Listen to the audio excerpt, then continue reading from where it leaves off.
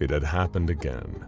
Some absolute schmuck of a junior researcher had left a certain door ajar. The door that kept SCP-049, the Plague Doctor, locked in his containment chamber. As a result, the good doctor had wandered out and given the junior researcher a hug of appreciation for freeing him, leaving his dead body sprawled out across the ground. Typical, a problem solving itself. But this time, the problem had been a little more severe than just the one responsible facing immediate consequences of their actions. The Plague Doctor had grabbed the junior researcher's corpse and dragged him back into his cell, leaving the door once again slightly ajar. With a variety of equipment from his magical medical bag, the doctor had transformed the junior researcher's corpse into a disfigured zombie, in hopes of curing him of the Pestilence, and released him into the facility. 049 had followed him out to observe his behavior, and in the process he'd given several guards and members of janitorial staff a congratulatory hand touch, sending them to early graves. By the time people realized what was going on, 6 people were dead, several zombies were wandering around the building, and 049 was spotted in a lab stealing medical equipment. Dr. Clef, who was on duty at the time, was getting sick of this nonsense. This was actually the 3rd breach that the Plague Doctor had been involved in this month, and it was only the 14th. He was frankly ready to wash his hands of this particular anomaly, because it wasn't just the fact that the Plague Doctor killed people that bothered Dr. Clef. After all, Dr. Clef himself had killed a considerable number of people. It was the fact that the Plague Doctor was also so damn sanctimonious about it. Clef breathed a sigh and rubbed his temples to subdue the incoming headache. It was time to have a little tribunal and decide what disciplinary action he would take against this freaky physician. The Plague Doctor was on his knees, locked into place by heavy chains and restraints around his neck, arms, and legs. These weren't even official Foundation property. Dr. Clef had brought them in from his private leisure room back at his house. Oof. As usual, the doctor was preaching the immense value of his work. "The pestilence runs rife, Dr. Clef. Surely you must see that," the doctor cried. "You're a man of science yourself, allegedly. Surely you can empathize with my mission. I just want to help people. Can't you see? I'm just like you." Blah, blah, blah. Always this goddamn pestilence. Do you ever turn off? Clef said, waving away the doctor's words. I don't know about your pestilence, but I'm definitely looking at a pest right now. What the hell am I supposed to do with you? No matter what allowances we give you, you just keep escaping. The doctor hung his head. He hated when people treated him like this, like some wild animal. Of course, occasionally people died, but it was only in the pursuit of saving so many more lives. He tried to convince Dr. Clef that the costs would pale in the face of the rewards, but the gung-ho Foundation researcher simply wasn't interested in hearing it. Instead, he was brewing up a new idea, one that might rid him of the Plague Doctor forever, even without breaking the Foundation's goofy rule against killing anomalies. You know what? Dr. Clef said, affecting a voice of mock kindness. You finally got your words through my thick head. I get it now. I get how important your research is. All this time we've been stepping in the way of Nobel Prize-winning work. I don't know how I'll ever live with myself for this. I just want to say personally on behalf of the SCP Foundation, we are truly sorry. Suddenly, the Plague Doctor perked up. My goodness, he thought. I've finally gotten through. He was practically vibrating with glee. "Your apology is accepted, good sir," the Plague Doctor proclaimed. "Let us not obsess over the past. We will look towards the future." Exactly, Dr. Clef cut in. That's why, by way of an apology, I plan to reassign you to a special research facility where you get to run the show. You'll have live test subjects aplenty and no accountability to the Foundation whatsoever. How does that sound to you, Doc? The Plague Doctor somehow rose to his feet despite the chains, perhaps propelled by the sheer force of his love for science. "I suggest we leave at once," he said. "Thank you, Dr. Clef, you kind man. I always knew that you were the reasonable one." Even Dr. Clef had to resist the urge to laugh about that one. Smash cut to the next day, when Dr. Clef, the Plague Doctor, and a group of mobile task force officers were crowded into a helicopter heading towards SCP-3008, also known as the Infinite Ikea. Of course, the Plague Doctor didn't know that. He thought he was heading towards the state-of-the-art research facility that Dr. Clef promised him. Clef, on the inside, reasoned that what this bird-brained moron didn't know wouldn't hurt him. The helicopter landed within the perimeter established around the abandoned Ikea, and the Plague Doctor was herded off the vehicle. He'd bought Clef's lie hook, line, and sinker, and as such was unusually cooperative with the guards. Dr. Clef pointed to the building and instructed the plague doctor to head inside and just keep walking. He'd find the test subjects and the facilities soon enough. And why would the Foundation be lying to him? They'd even let him take his medical bag in there. When you get in there, ask for Hugh. He'll be your lead assistant, Dr. Clef told him. Lead assistant? You mean to tell me I will have multiple research assistants? The plague doctor said. Oh, splendid. I cannot wait to meet this Hugh. Oh yeah, Dr. Clef said, biting his bottom lip to stifle a laugh. His name's Jas. Be sure to mention that. It'll help speed along the process. The plague doctor nodded his head in thanks. Much appreciated, Dr. Clef. Rest assured I will not forget this kindness.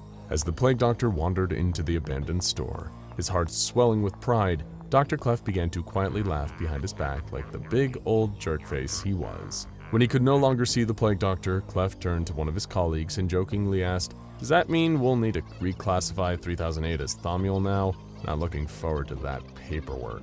On the inside of the infinite Ikea, the plague doctor was chuckling to himself with glee. After all these years of hard work, his merit had been recognized, and he'd been given the respect he deserved from his peers at the Foundation. He was so wrapped up in his own sense of personal pride that he didn't even register it as strange that he was surrounded by odd, sterile living rooms, bedrooms, bathrooms, and kitchens, all in a seemingly random configuration, with signs next to them in a mix of the King's English and what he believed to be some form of Swedish that he didn't quite understand. Still, he didn't mind too much. He just assumed that these must be the accommodations for himself, his patients, his test subjects, and his research assistants, and to think they'd built this whole place just for him and his research. It lifted his soul to know that the SCP Foundation had finally recognized the pestilence for the danger that it is. From now on, everything would change. He'd probably find the cure in the next few years. Then it suddenly occurred to him he was a little lost. The layout of the research laboratory was incredibly strange. It seemed like an utterly arbitrary configuration of bizarre rooms, separated by wide aisles. It didn't seem sanitary at all. Where were the sealed laboratories, the gurneys, the patient beds, the medical equipment? And on top of all that, where was Hugh? Some kind of shenanigans were afoot. That much was clear now. The plague doctor quickened his pace through the halls of this strange building. One way or another, he would get to the bottom of this. Nothing would get in the way of the important research he planned to conduct here. After what felt like hours of aimless walking, the plague doctor encountered some other sentient beings. A group of 3 people wearing ragged post-apocalyptic looking clothes, all carrying defensive kitchen knives and hammers. The doctor was overjoyed to see these people he could actually converse with. The others, upon seeing him, were a little taken aback. Had some Ren Fair cosplayer somehow accidentally wandered into the building? What on earth was going on here? Excuse me, good sirs, the plague doctor called out. I'm searching for a Hugh Jas. That caused the group to break into laughter, immediately lessening the tension. The de facto leader of the group, Calvin, replied, "Aren't we all?" 049 didn't get it. But these humans nonetheless liked the cut of this new guy's jib. All 3 of them had been in here for at least a year each, and it had been a while since they had a good laugh in this terrible labyrinthian place. Calvin stepped forward, lowering his weapons now that he could see that this weird cosplayer guy didn't seem like a threat. He cleared his throat and asked, "Mind if I ask who you are, fella?" The plague doctor was taken aback by this question. "Did they not prepare you in advance for my arrival?" The group shook their heads. "How strange," the plague doctor said. "Well, I suppose some proper introductions are in order then. I am your new leader, as appointed by Dr. Clef of the SCP Foundation. I'm a reasonable man, a man of science, and under my leadership, we will be a scientific force the likes of which the world has never seen.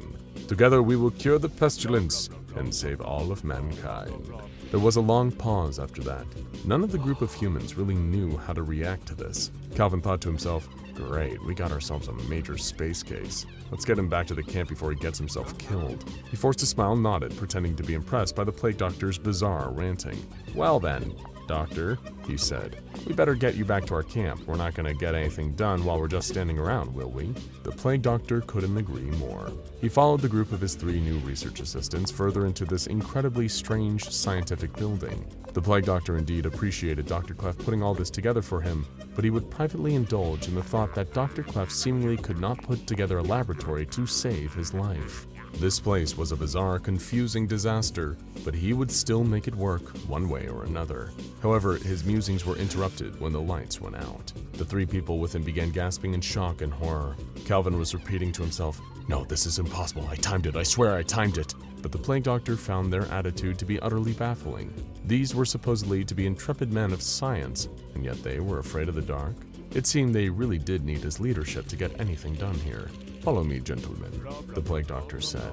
"It's merely a failure of the lights. I'll get this rubbish sorted out." He began to walk forward as the three human beings began to panic behind him, telling him that if he keeps walking, he'll die. He needs to come back. They need to stick together, but he kept walking. He didn't get this far by being a coward after all. At least the others are following him now, wielding their hammers and kitchen knives. He'd whipped them into shape.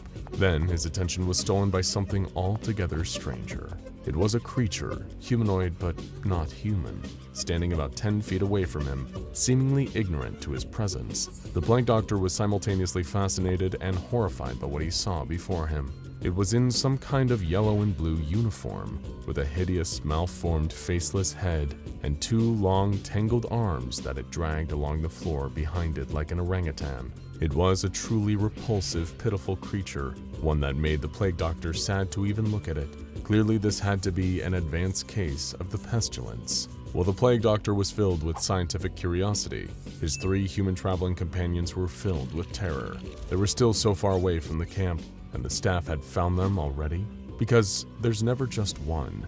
They're like big, deadly cockroaches. If you can see one, more are on the way. Their best bet is just staying incredibly quiet and trying to sneak past. "Hello there, you poor fellow," the Plague Doctor said, stepping forwards and waving. "It seems you're in dire need of some medical assistance." Calvin and his two companions were mortified. So this was how they were going to die? After making the mistake of being kind to a clearly deranged man dressed as a medieval Plague Doctor? What a way to go.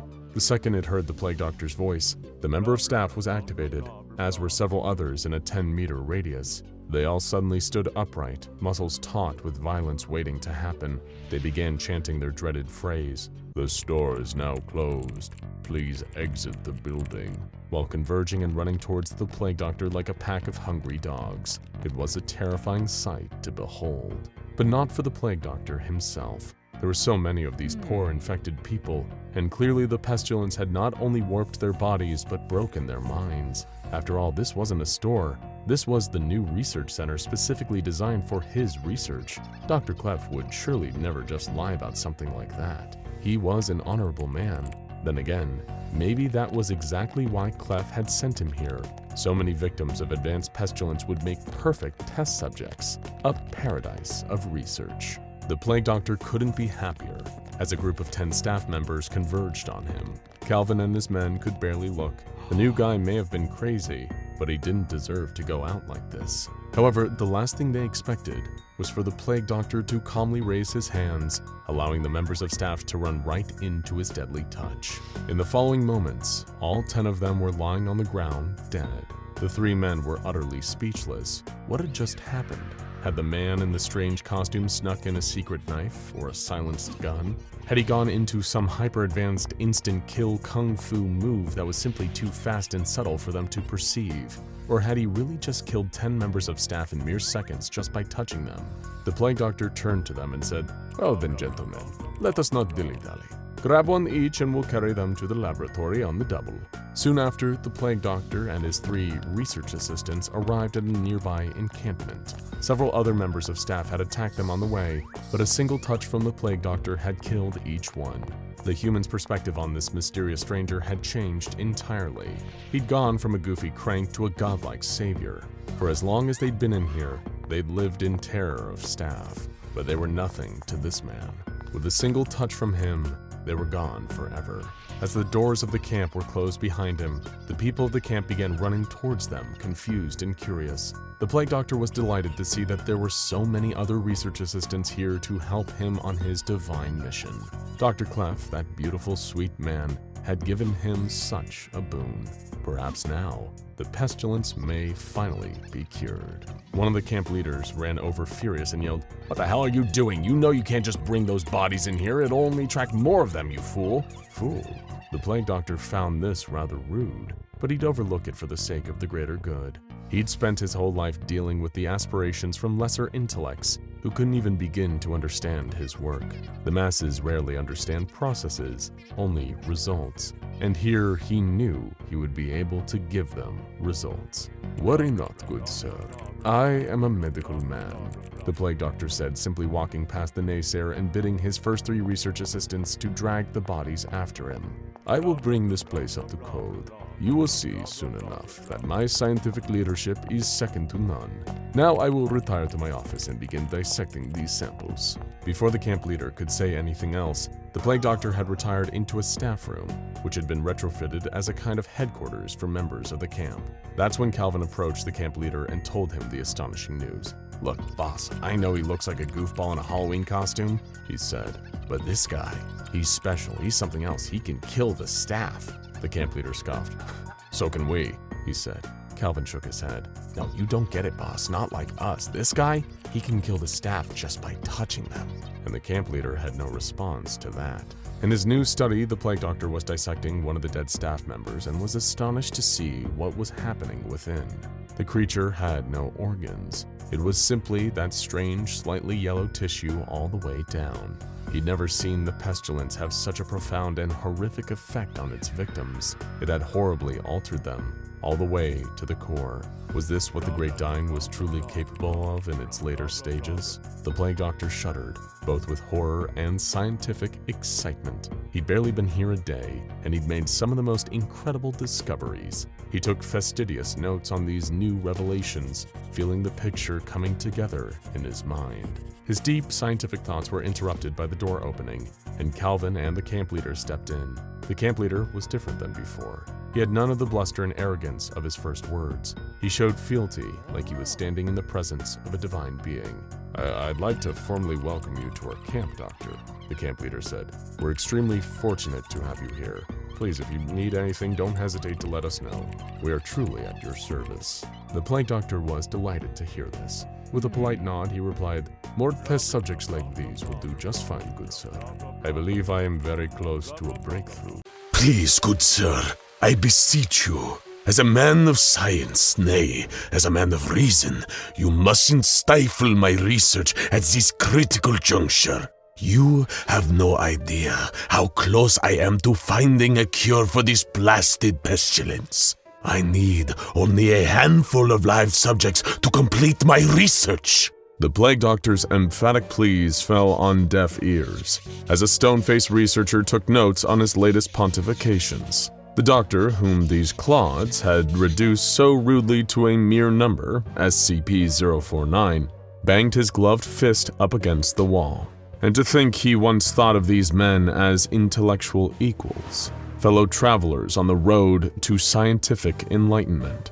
What a positively sick joke. Before the doctor got another chance to appeal for his right to experiment, the researcher left him alone once more. A truly sad state of affairs. Nobody appreciated a true scientist in this day and age. It was sure to be another day of languishing alone in his cell, wishing he had the capacity to do more. So he was surprised as anyone when the alarm started going off, and the door of his cell swung open automatically. The plague doctor stepped out of his cell and into the hall, where many other humanoid anomalies were roaming, confused as to why they'd been suddenly released. What was happening? As it turned out, what was happening was one of the most brutal Chaos Insurgency raids the staff of Site-19 had ever seen. It had been planned immaculately. You see, guards rotate semi-regularly at Site-19 due to the high-pressure nature of the job. Lots of deaths and mental breakdowns, as you probably correctly predicted. Even the administrative staff of the SCP Foundation are only human. Well, mostly anyway. So they're not immune to little oversights here and there. And it's in those oversights that expertly trained Chaos Insurgency infiltration agents make their living. No less than 15 of them had been working undercover in Site-19 for just over 2 weeks, and they did a fine job of lowering the metaphorical drawbridge for a heavily armed invasion force. The guards who weren't plants were quickly murdered by the infiltrators, and even some of the on-site task forces were quickly overwhelmed and gunned down by the high-precision rifles of the Chaos Insurgency's finest. While the frontliners were distracted by the sudden assault, The infiltrators found their way to the site's security control room and massacred everyone inside. Opening every single door in the site was as simple as putting in a few stolen key codes and flipping a few carefully remembered switches. Consequently, while Foundation agents and Chaos Insurgency mercenaries clashed sabers, high-priority anomalies like SCP-049 simply wandered the facility, watching the calamity unfold within. The Foundation was beset on all sides, shot at by heavily armed maniacs, and attacked from within by the numerous roaming anomalous entities that were eager to get their hands on Foundation personnel. Definitely not an ideal situation, to say the least. The Plague Doctor only had one thing on his mind, though.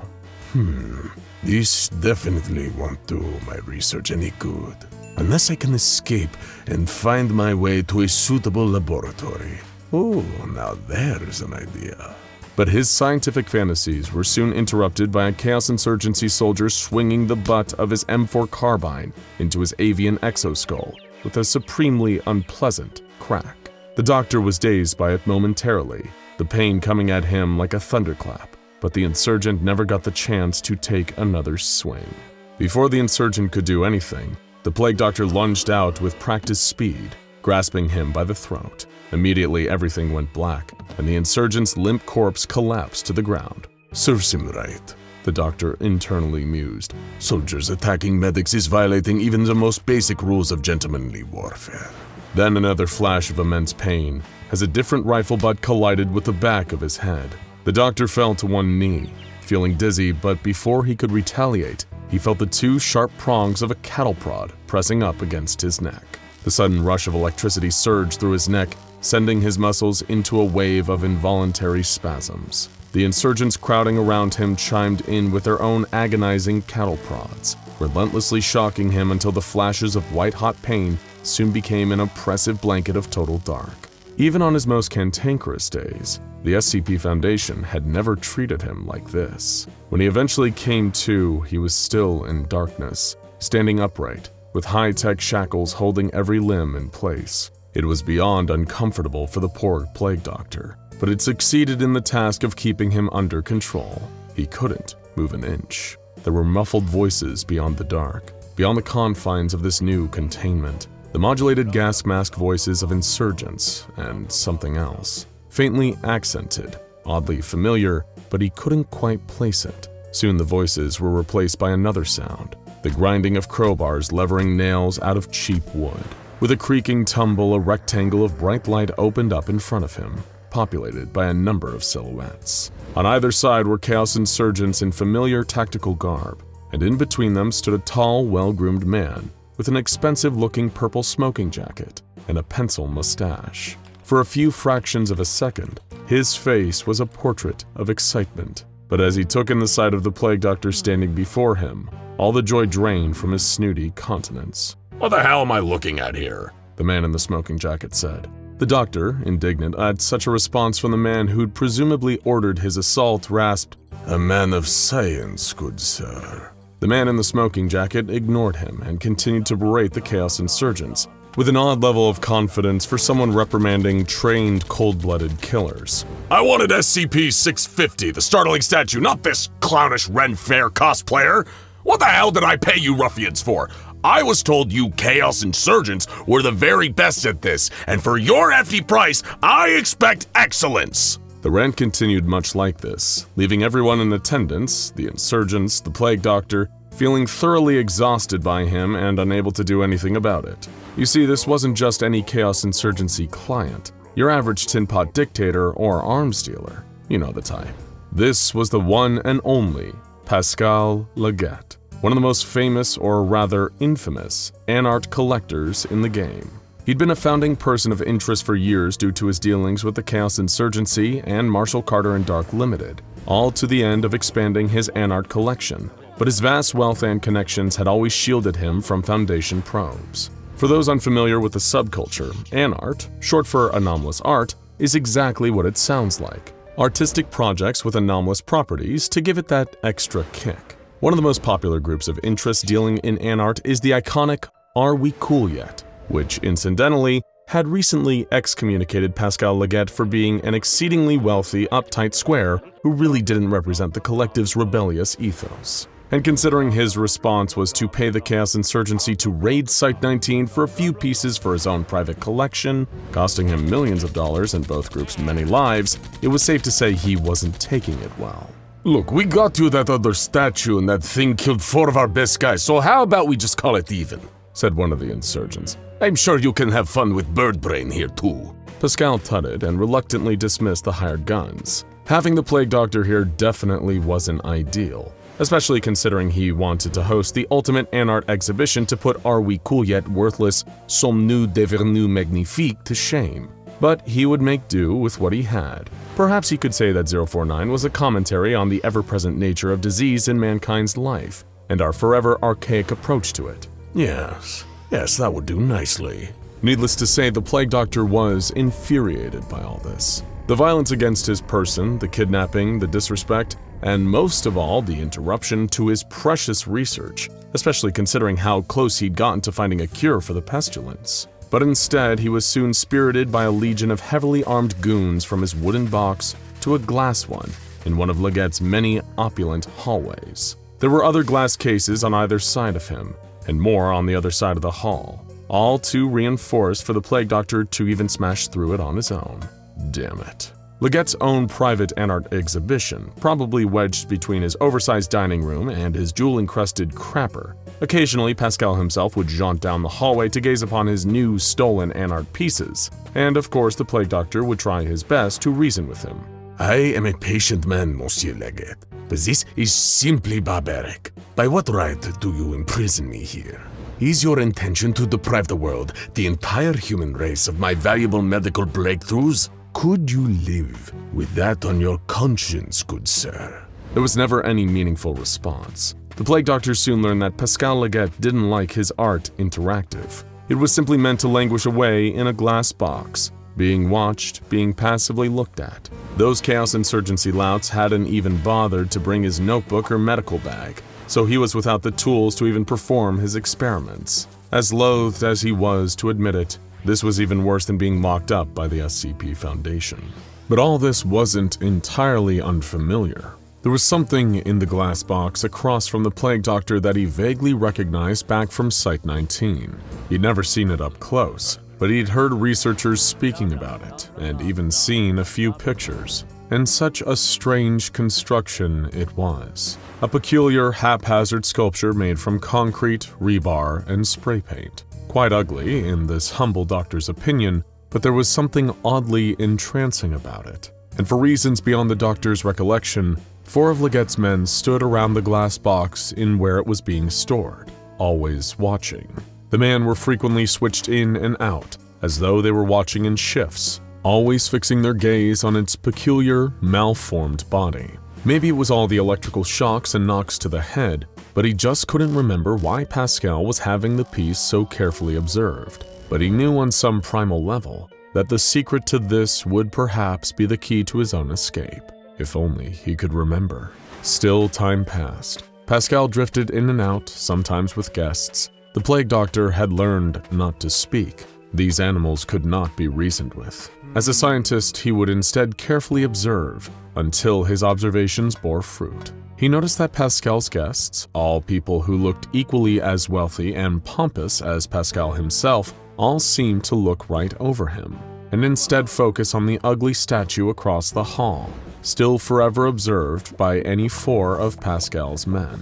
Some of them looked actively nervous, just being in its presence. Curious, the Plague Doctor made a mental note of this, just as he did when Pascal gave his guests a reassuring pat on the shoulder and told them, Please calm yourself. It's harmless while my personnel are keeping an eye on it. Little by little, the Plague Doctor's memories of his infamous neighbor had begun to return. He knew what he must do to escape. Now all he needed to do was wait for the perfect moment. Soon enough, Pascal's mansion was filled with a bevy of Anart snobs from hither and yon. A private soiree to show off his new collection. They wandered the halls in 3-piece tuxedos and designer ballroom dresses, sipping champagne from imported crystal. All such lovely, refined, high society people.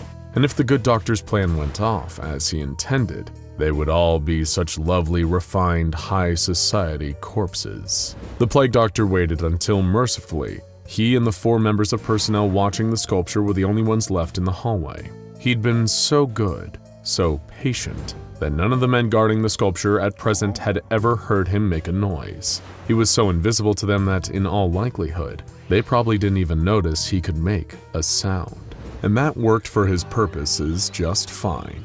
Though in any case, if he wanted this to work, he would need to time his plan perfectly. Even a fraction of a second out of place and the whole thing would have dire consequences. Still, the doctor was still a Frenchman at heart. And as a Frenchman, he knew he would rather die nobly in the process of escape than remain captured by this worthless buffoon. He'd be sure to take as many of these men down with him in the process as he was able.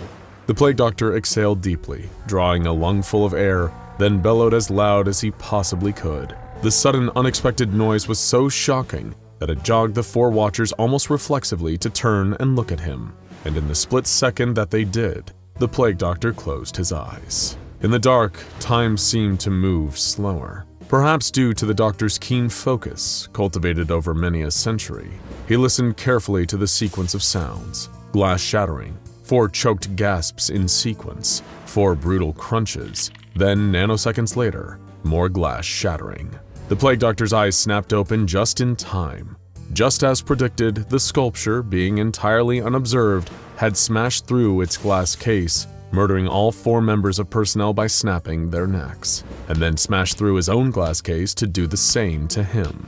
The plague doctor had cut it so close, in fact, that he opened his eyes to the face of the sculpture staring into his own, its concrete limbs wrapped around his neck. Very good timing indeed. With a sigh of relief, the plague doctor slipped out of the sculpture's concrete grasp and back down the hallway, keeping his gaze fixed on the sculpture the entire time. He had heard it decimate Pascal's men. He certainly didn't fancy undergoing the same fate. The second the plague doctor backed around the corner, rendering the sculpture, or as the SCP Foundation called it, SCP-173 out of sight, he could hear terrified screaming coming from the other end of the hall.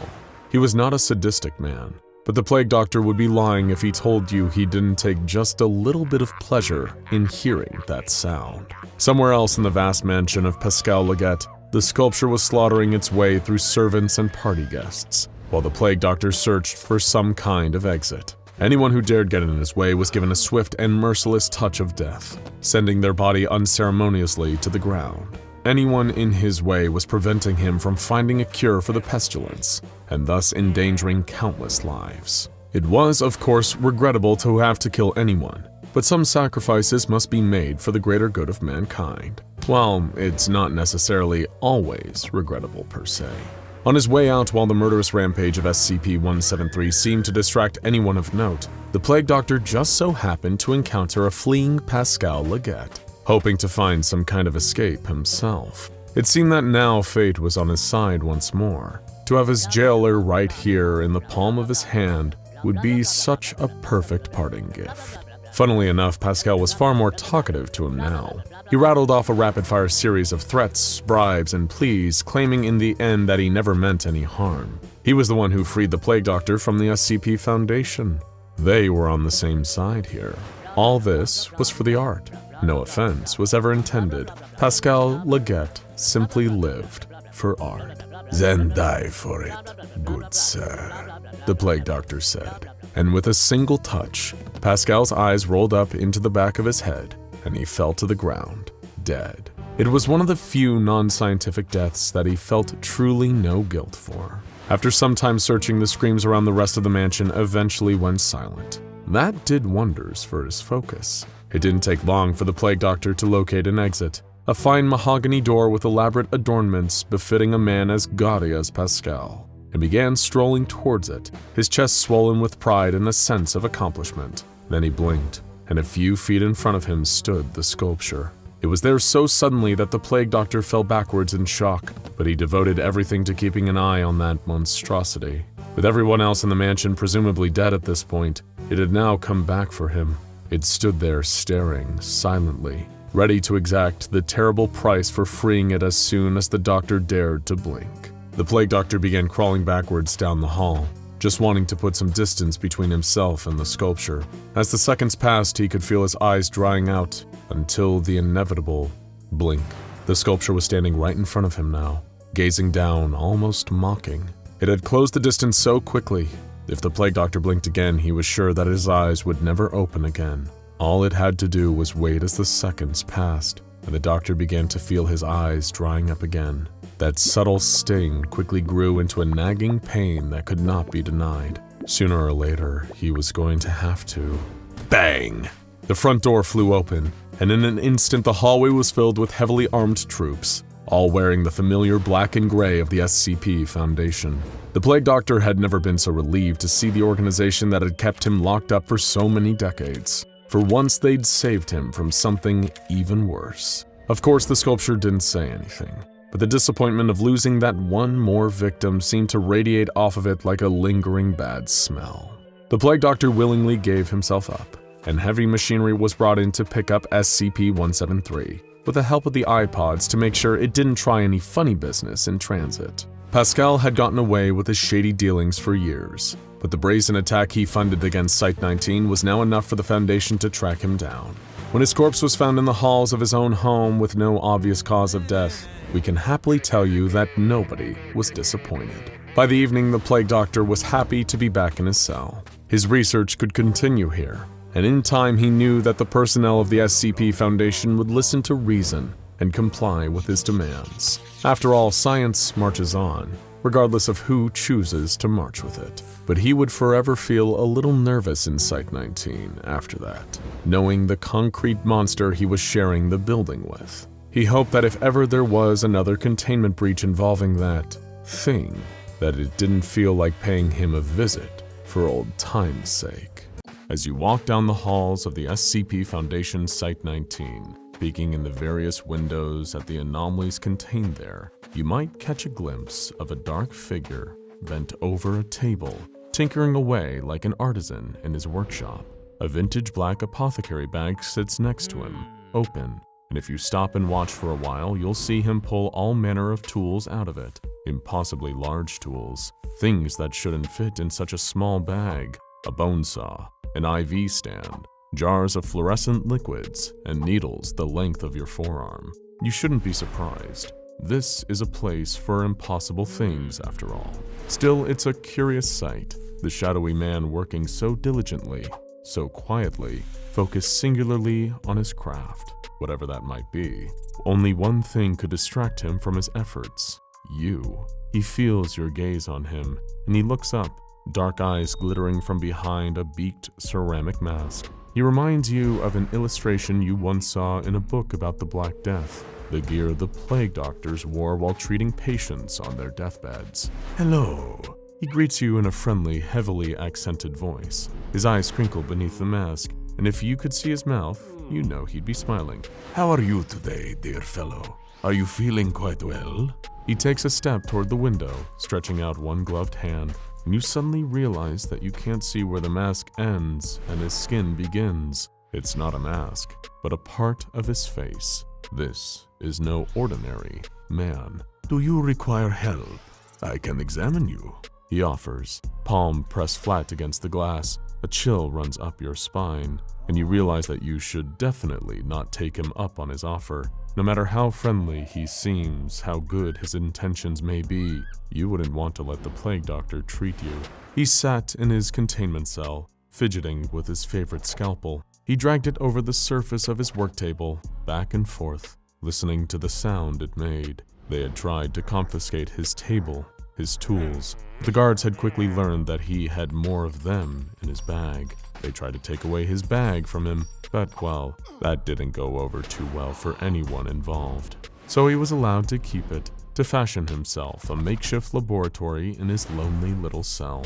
There was a time where they had given him test subjects, fresh corpses from the morgue for him to dissect and research. There was a time when the doctors here would come to speak with him, talking of cryptobiology and the pestilence he had dedicated himself to fighting. Those days were long gone. He had hidden away pieces of the corpses, tissue samples in jars of formaldehyde he could pull out when the monotony became too much. But the days of fresh materials, of enlightened discourse with other men and women of science were over. How he missed those days, the chance to work with others as he once had. What had he done wrong? All he did was treat the sick. Sure, they didn't always understand their illness, didn't want to receive their medicine, but that wasn't a choice for the patient to make. That should have been up to the physician. Perhaps they didn't trust his expertise, didn't see how his work served the greater good, like those who watched Jonas Salk invent the polio vaccine, or Louis Pasteur rid milk of bacteria. They were confused by the advanced scientific practices and feared that which they did not understand. He could forgive them for their ignorance. He was magnanimous that way. If only they would let him out of this infernal room, he could prove his work's worth to them. He could cure them all, begin a new era of wellness and peace worldwide. He didn't exactly sleep, but when he rested on his little cot in the corner of the room, he dreamed of that future, of a world healed by his touch. A knock at the door stirred him from his reverie. Someone was at the door of his containment cell. He glanced at the little window and saw a guard there with a tray of food. He greeted the man with an enthusiastic wave. Sustenance. He didn't require the food for survival, of course, but it helped his mind work more efficiently. It reminded him of a time before these fluorescent lights and these same four walls, of crusty bread with fresh butter by the banks of the Seine. A little slot opened in the door and the tray was shoved through.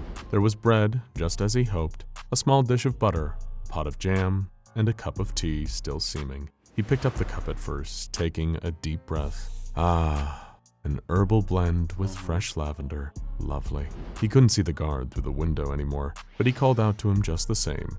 Thank you for the libations. He still had his manners after all, even in confinement. He wished he could have gotten a better look at the man, seen the pallor of his complexion, a tremor in his hand. He thought he had spotted sweat beading on his forehead. Could he be ill?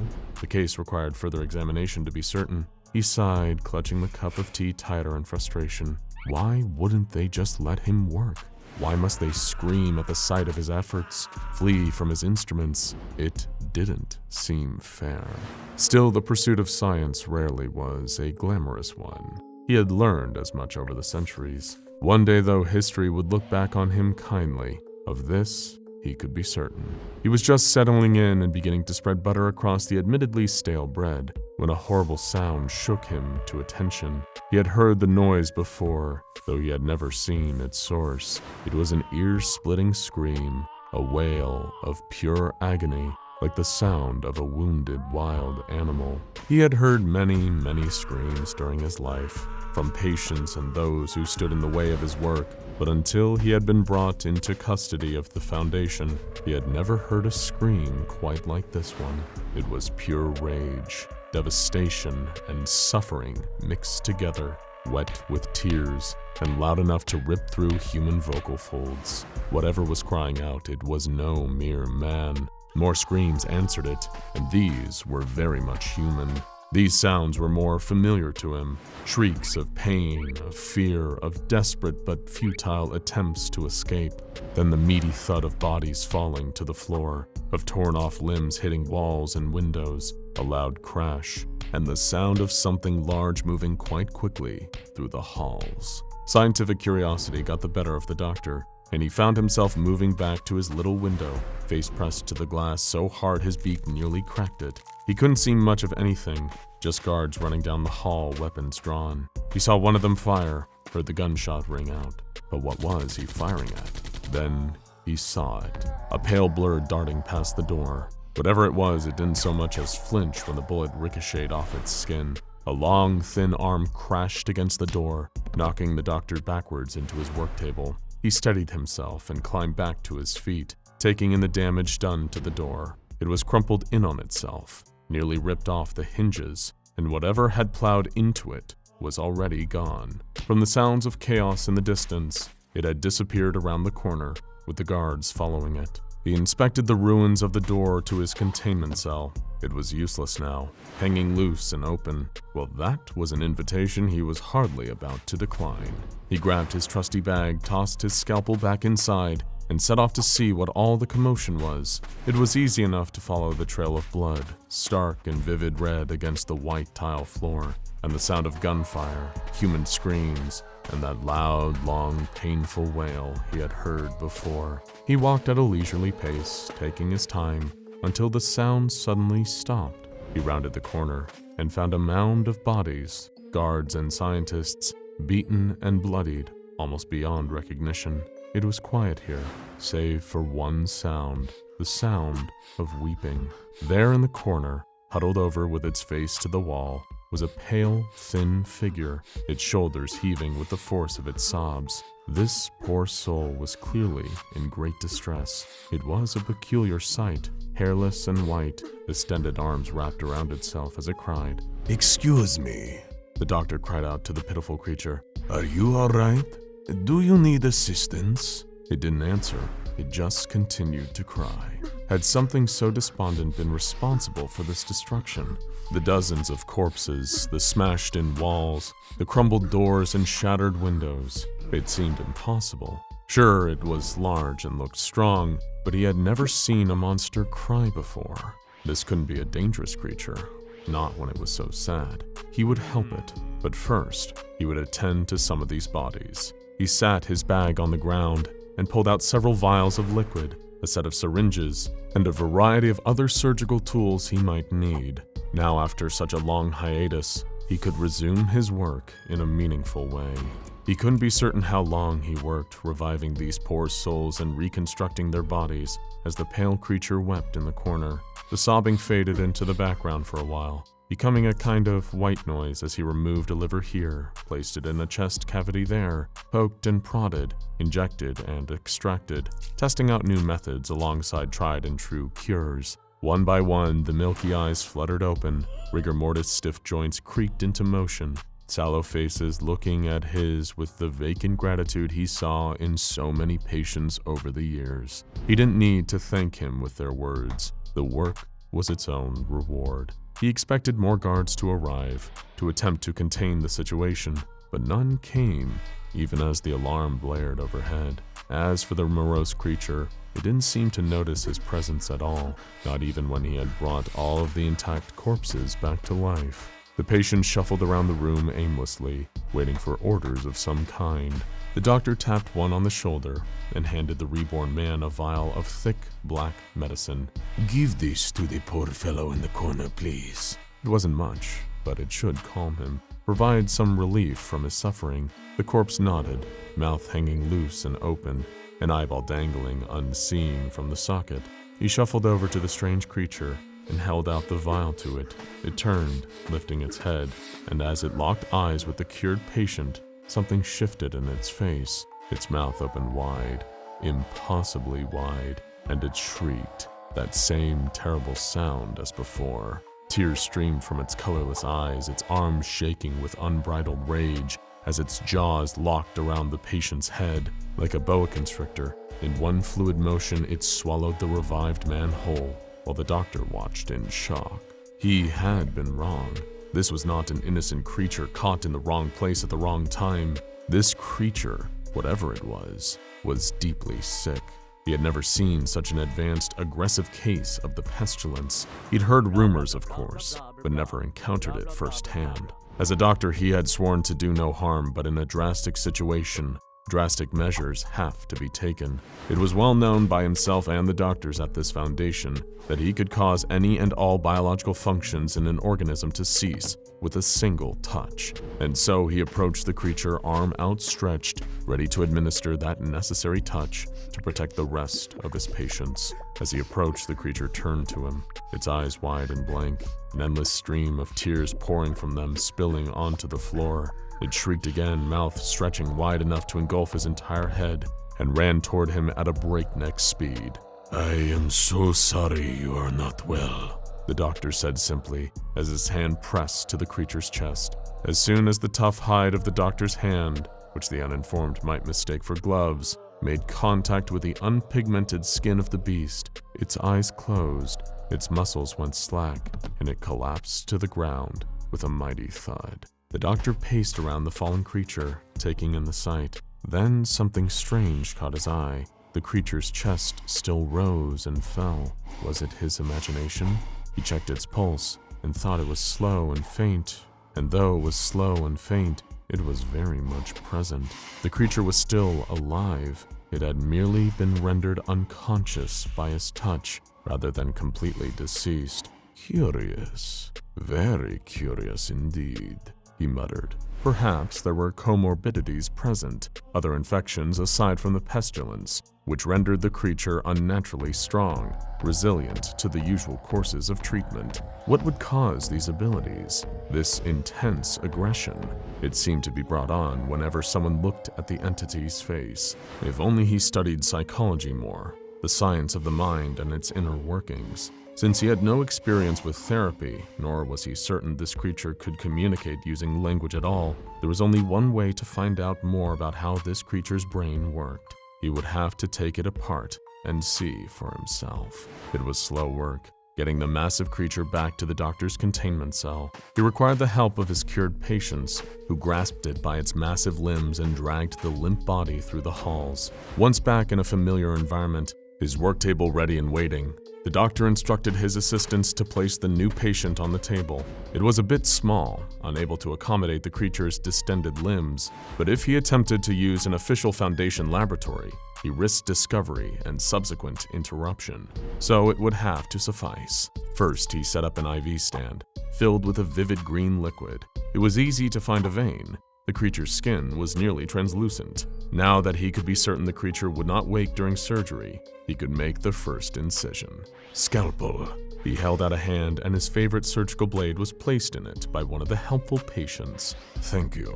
He slid the scalpel along the hairline of the creature, or where the hairline would be if it weren't completely bald. Once the scalp was removed, he set it aside for later, when it could be reattached. Bone saw, please. He held out his hand again, and again his assistant gave him the proper tool. This, however, was when things got strange. The doctor had always been a deft hand at cutting. He'd once even received tutelage from the great Robert Liston, but no matter how hard he tried to saw, it never left a scratch on the creature's skeleton. Naturally, this was somewhat frustrating. He wanted to study the creature's brain tissue, to get a sense for what was going up there neurologically, and he couldn't do that if it was impossible to saw off the creature's cranial cap. He blunted 2 of his favorite saws while trying. Thankfully, there was still a solution to access the beast's gray matter, a little trick he'd learned while studying the funerary practices of the ancient Egyptians. He produced a long curved hook from his bag and inserted it up the creature's nasal passage. With some fine maneuvering, he eventually managed to remove the brain. It was such a terrible shame that he needed to do it piece by piece via the nasal passage, but one makes do. All that was left was to sew the skin of the creature's head back into place. He was mid-stitch when a voice interrupted his careful work, nearly making him drop the needle. Hey, what are you doing? He looked up to find a guard, aiming a gun at his face. Excuse me, I am in surgery at the moment. Please do not interrupt. He admonished the guard, but the man did not listen or lower his weapon. In fact, he shouted something into the radio, code words the doctor didn't recognize. Then he fired a bullet into the skull of the patient standing at his side. How dare you? The doctor cried, readying himself to confront the guard, but it was too late. Dozens of other guards were swarming the room and neutralizing his assistants. Some in hazmat suits grabbed his arms and pulled him away from the creature on the operating table, no matter how hard he fought or how loudly he protested. Then something incredible happened, something wonderful. The creature opened its eyes and sat up. It looked directly at the guard closest to it, and the two saw one another's faces. The guard tensed, preparing for the worst, but nothing came. The creature simply stared, placid and quiet. No screaming, no tearing at flesh, no mouth opening wider and wider to swallow the man whole. I did it, the doctor shouted, overcome with elation. I've cured you. Now begins the rest of your happy life. He watched as the guards led the shockingly calm creature away, back to its containment cell. The doctor's door was repaired, and he was returned to his state of captivity, but he never forgot the patient he helped that day, and how marvelous it felt to do such a good deed. Meanwhile, SCP-096's brain regrew within the hour, and caused another massive containment breach. murdering a variety of researchers and guards. But the staff agreed not to tell SCP-049 about any of this. Better to just let him have this one. He really seemed like he needed a win.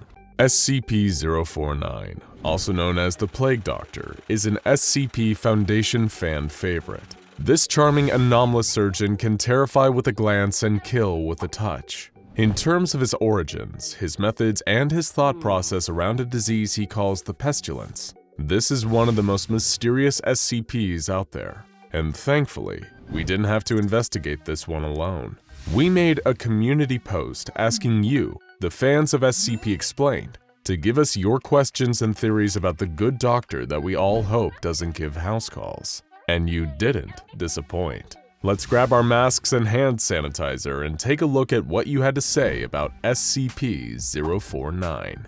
First, the questions. Bob Candle asked, why does he refuse to tell researchers about the Pestilence? That's a good question, and also one of the biggest mysteries surrounding 049's lore. For the uninitiated, the Pestilence, also known as the Great Dying, is the nickname given to an unknown disease that SCP-049 has dedicated his life to curing, whatever curing means to him. When asked by Foundation researchers, 049 refuses to give up even the most basic information about the Pestilence, such as how he diagnoses it, what its effects are, or how it's transmitted. It seems that part of the reason that 049 refuses to tell researchers about it is that he apparently assumes that they, as fellow doctors, inherently know what he's talking about when he brings up the Pestilence. He has acted with confusion and frustration during questioning, and 049 seems to believe that the Pestilence is such common knowledge among medical practitioners that it would be a waste of time to explain it, if he even had the words to do so. DadGamer56 asked, why is he so cooperative if humans have the Pestilence he wants to cure so bad? One of the most remarkable things about 049 is how reasonable he's been with Foundation staff in the past. He's polite, friendly, and treats his jailers as equals when he's not murdering them and turning them into zombies. But that is a good question. If he believes humans have the Pestilence, why is he so cooperative with them? Thankfully, the answer here is simple. While 049 believes that the Pestilence is widespread, he doesn't believe that every human is carrying it. In fact, when he was first contained by the Foundation and brought into an SCP facility, he complimented the staff on how little Pestilence there was inside the building compared to the outside. While we don't know what leads 049 to think a person is healthy or diseased, we do know there is a distinction, and he's cooperative with those he sees as healthy. Stardoggo Gaming asked, how would he interact with 610, aka the flesh that hates? I wonder if he would view the infected as Pestilence. Another great question. 610 is an extremely dangerous Sarkic SCP that presents as a zombie-like virus that causes horrific fleshy mutations. Because of the extremely high infection rate of the flesh that hates, it's been quarantined in its present location in the isolated Siberian wilderness. While it would be too dangerous to bring anyone or anything into contact with the flesh, we're betting that 049 would find the flesh utterly repulsive. Whether even he would be able to cure this horrific infection is another question. The flesh that hates is best left alone at all costs. mCypher50 asked, SCP-049's notebook appears to be written in a language no human can decipher. Could another SCP like 343 or 662 decode the notebook? The answer to this is a solid maybe. These two SCPs, known as God and Mr. Deeds respectively, may be able to translate the contents of 049's mysterious leather-bound notebook. The problem is, given that we've seen 049 is a pretty terrible doctor when it comes to anything other than raising mutant zombies from the dead, the contents of his notebook might just be as useless as the interviews with him have proven to be. That said, it probably is worth a try, just to find out if he's actually been pretending to write this whole time. Green Angel Snake YT asked, do other living creatures like pigs, cats, or literally any animal have this thing he calls the Pestilence? What even are the living things he considers cured? To the best of our knowledge, 049 only believes humans can contract the Pestilence. How do we know this? This leads us to our next question. Mia the Hot Dog asked, if he touches the immortal lizard, will the lizard die and be rid of disease, or will the lizard be immune? Or will it attack the doctor? The Foundation did attempt to terminate 682 with 049, but the effort was unsuccessful. 049, when encountering the lizard, commented that only humans can contract the pestilence. When he tried to touch 682, the lizard swiped at him with its claws. 049 then requested to leave, and later interviews revealed that the Plague Doctor felt emotionally disturbed by his time with 682. GamerDuckYT asked, where did he originally come from? While evidence suggests that 049 is extremely old and very well traveled, he was first discovered by the Foundation in the town of Montauban in southern France. Given that he speaks fluent medieval French as his first language, it's safe to assume that France is probably his country of origin and could have existed for hundreds of years, if not longer. Interestingly, his famous Plague Doctor appearance is more similar to those first worn by Italian doctors in the 17th century, which only deepens the mystery of SCP-049. Garrett Eborn asked, why does he insist that he isn't doing harm when he's clearly in violation of his Hippocratic Oath? 049 does seem to regret the harm he causes, but he also believes that the small sacrifices are necessary in the quest to cure the pestilence. Also, a fun little history lesson. Given that 049's knowledge of medicine appears to be medieval, meaning potentially as early as the 5th century, he actually would have predated the Hippocratic Oath coming into universal use by doctors, which didn't become widespread until the 19th century, despite the oath itself first being created around 400 BC. Phoenix Fane asked, if he has to wear gloves of any kind, would he still kill you? All evidence seems to point to no. Only skin-to-skin contact with 049 is fatal, so a good pair of gloves could really be a lifesaver. Alice Verdugo asked, what would happen if he went one-on-one with a shy guy? Would he cure him or not do anything? Well, we can't know for sure, because SCP-096, aka the Shy Guy, isn't human. It's likely that 049 wouldn't even consider him infected. If the two came into contact, it would probably result in a stalemate, much like the time SCP-096 faced off against SCP-682. However, if it did come to blows between the two, 096 is undeniably a much more dangerous combatant, and may be able to narrowly defeat the Plague Doctor in a direct confrontation while in its rage state. Anything Goes asked, if he died, could he bring himself back to life or have something prepared to bring himself back to life? Like a lot of anomalies, it seems that 049 is abnormally hard to kill, given that he's seemingly impervious to most physical damage. However, seeing as 049's resurrection is both a lengthy medieval process and never brings its subjects back correctly, it's likely that if someone could successfully put 049 down, he wouldn't get back up. I'm Not Coming asked, we know that doctors are wearing masks to protect patients, but is his mask part of his skull or face? All of 049's clothes, including his Plague Doctor mask, are technically part of his body. The mask is part of its bone structure, and the other clothes are like layers of skin. Which leads us nicely to the next question. Requiem asked, if the clothing around him is skin, does he shed it? We're not sure, but it's definitely a thought we all wish we could forget. Oh, God. Now, let's take a look at some of your more interesting theories. Clarence Ilium theorized, pestilence is sin and he's trying to take it away. This is certainly an interesting theory. While we can't find much in his file that suggests 049 views the pestilence as a result of sinful behavior or the concept of sin itself, it's worth considering that his medical background seems to come from medieval times. Medical science was in its infancy back then, and many still believe that diseases were the result of loose morals or even demonic interference. So there might be some truth to this theory. Thomas Hess theorized, I feel like he isn't really bad. All he wants to do is help and cure everyone, but his cure is death. If we're defining bad as a malicious desire to cause harm for its own sake, then this theory holds a lot of water. For all intents and purposes, it does seem that 049 does genuinely want to cure his patients of the pestilence, and he does seem to express remorse when they die. However, by his own admission, his cure is imperfect, and he hasn't found full success in curing the disease without causing death yet. Cat and Dog Live theorized, the Plague Doctor has seen the end of the world and travels in a loop back in time aiming to eventually stop it. The pestilence is the way each human's impact on the end of the world is, and once he touches their flesh, they realize this and die of the realization of what they've done. The Plague Doctor may be looking for a human or an SCP that is pestilence-free. For what reason, we don't know. We don't have an awful lot to say about this one because there's no real evidence either way.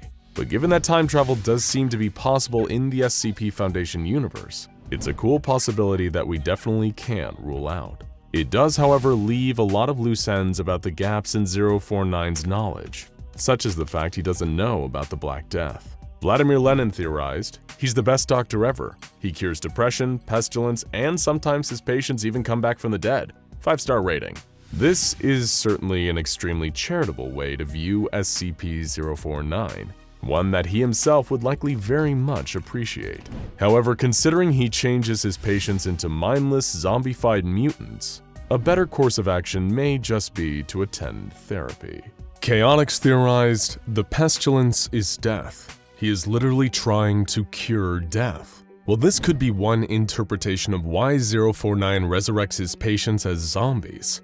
Death is something that affects all living non-anomalous humans, and 049 seems to be selective on which humans it identifies as being infected with the pestilence. As a result, it is unlikely that the pestilence refers to death itself. And death is also likely a preferable alternative to being turned into a zombie by 049's experimental treatments. The Blue Guardian theorized, the pestilence is an entity in our collective unconsciousness described in SCP-5000. Why? This is an extremely interesting theory, and one that could hold water too. If you check out our series on SCP-5000, you'll find that the Foundation discovered a being known as It, hiding inside the collective unconsciousness of humankind. While the Foundation doesn't know about this in our dimension, it's possible that SCP-049 does, and simply doesn't realize that everyone is infected with it yet. But if this is the case, and SCP-049 realizes that the whole world is infected, he's likely to become a much more dangerous anomaly that refuses to cooperate with anyone. Moonleaf's 430 theorized, the pestilence is the Foundation, and 049 is a disciple of the Scarlet King. This is another incredibly fun theory. However, there are two big problems. The first is that 049 has historically identified people with no Foundation affiliation as being infected with the pestilence. And the second, even more important issue is that SCP-049 is a highly scientific creature, whereas the Scarlet King hates the very idea of science with a burning passion. As a result, SCP-049 and the Scarlet King are likely natural enemies. And finally, Zerthrax theorized his theme song should probably be Gangsta's Paradise. It's just a speculation though. On this theory, we wholeheartedly agree. And there you have it. Thanks to everybody who sent in their great questions and theories about SCP-049. Keep an eye on our community post to see what anomalous entity we need your thoughts on next. Got an SCP you'd really like us to cover in a video like this in the future? Let us know down in the comments. And remember to stay safe and healthy, because if you start feeling a little under the weather, you can expect a visit from SCP-049 sometime soon. The day is January 5th, 2012. At an undisclosed off-site location, Dr. Bannon leaves home and begins his commute to work. While in the car, he plays a video on his phone of his 12-year-old's birthday party from the previous night. The sight of it makes him smile. He would need that smile, he thought, as today was not like any other. Today was different. He had been anxious about the coming day for several weeks now, ever since the near-unanimous vote by the O5 Council that the containment chamber of SCP-106 was to be reopened. The opportunity was too great to be wasted, they said. The research that could be gained too tempting. Studying SCP-106's molecular makeup, its unique ability to open a pocket dimension, or even just the black sludge-like substance that appeared whenever the subject traveled through solid objects, was far too valuable to science to be outweighed by its potential for danger. He pleaded with them, begged them. But as Dr. Bannon and his team of 7 researchers and accompaniment of 40 security personnel began applying their protective equipment, he couldn't help but think that he could have done more to stop this. Only God knew how hard he had tried to make them see reason. He had seen what had happened in previous containment breaches at the facility. He had seen what it had done to the poor members of the SCP staff that became its victims. fates worse than death. Limbs, a mangled mess of melted fused skin. Faces sunken and hollow with eyes and tongues burned out. He shuddered to think of what would happen if containment failed again this time. But despite his misgivings, he knew full well that regardless of his participation, this research mission would go on with or without him. And no one knew as much about containing SCP-106 than he did. Slowly, they proceeded to dismantle each of the containment facility's outer barriers. 16 separate circular chambers surrounded SCP-106's inner containment facility, each filled with a variety of different fluids. Fluids in each chamber varied in consistency and viscosity from ionized water to ammonia to kerosene. SCP-106 had the peculiar ability to be able to change its molecular makeup, to meld with objects and phase through solid forms like walls and doors. It could literally melt into the space between walls. This made containing SCP-106 almost impossible by conventional methods. Liquids confused the creature enough to slow him down, in theory anyways. The secondary containment chambers were a recent addition to the facility since the breach incident 3 years ago. Dr. Bannon had been a new addition to the research staff then. He had joined the team with bright eyes and a desire to use their research to help society. Little did he know he would instead do everything in his power to keep whatever they found from ever leaving the facility. Back then, a breach in the containment of SCP-106 led to countless deaths of SCP personnel when a researcher working on the top floor of the outer layer of the containment facility, unknowing of the danger they were in, brought his child to work one day. It was thought that the outer layers of the facility were enough to be considered a safe zone from the inner vault that was SCP-106's containment. But it wasn't enough to stop the old man. SCP-106 preferred human prey between the ages of 10 and 25, and the sound of a child's cry or yell was enough to capture its immediate attention. What preceded was unimaginable horror. But despite the unfortunate events of the previous breach, the expedition continued their descent into the bowels of the building. After several hours of draining individual fluid chambers one by one and inputting complex codes and biometric scans from simultaneous top security clearance personnel at a time, the expedition team had eventually reached the lower levels of SCP-106's containment facility. Suspended in midair by ELO-IID electromagnetic supports, in the center of a vast subterranean chamber was a massive lead-lined steel cube, 40 layers thick, each layer separated by 36 centimeters of empty space, with support struts between layers randomly spaced to confuse SCP-106 from being able to phase through one layer to the next. Surrounding the cube on every surface were military-grade automated light systems capable of 80,000 lumens apiece, spaced every 2 feet around the perimeter of the inner containment chamber. The team felt their resolve chip away the closer they got to the suspended creature. Dr. Bannon motioned to overhead surveillance cameras above the cube and waited. Slowly, the cube was lowered to the ground until it hit the floor with a soft thud that lightly rumbled the ground above the expedition team's feet. With a resentful look at the red dot on the camera above, Dr. Bannon initiated the release protocol. All 7 researchers inputted their key cards and submitted themselves to retina scans as the 40 security personnel established defensive positions on every side of the lead-lined cube. For a moment, everyone held their breath in silence. You could almost feel the thumping of everyone's nervous heartbeats as they looked on to Dr. Bannon as he pulled out his key card. Everyone knew that as soon as it was scanned, the barrier between them and the old man would no longer exist. If the rest of the personnel could see Bannon's hand shaking as he gripped the keycard tightly between his fingers, it would cause a possible mass panic among the whole team. As the spearheading researcher on the job that day, Bannon knew what he was up against, just the same as everyone else, if not more. He knew he couldn't show the fear that was pulsing through his veins. This wasn't his first rodeo here at the Foundation. He took a moment to collect his thoughts. Get a hold of yourself, Bannon, he thought. Dr. Bannon took a deep breath and scanned the card. The door slowly opened. Armed with powerful rifle-length flashlights, the researchers cautiously waded into the dark entrance of the large cube. Inside the structure, they found a cell with a solid steel door. Signs of corrosion could be seen on the door's handle and from the outer walls of the cell, rust and rotted iron, but no breaches in the integrity of the cell. There were no more security codes at this door. It was a simple, round metal turn lock. Dr. Bannon swallowed and began to turn the handle open. The sound of metal echoed through the chamber as the door creaked open. Each of the researchers immediately pointed their flashlights into the room. There in the corner, standing motionless and undisturbed, stood SCP-106, the Old Man.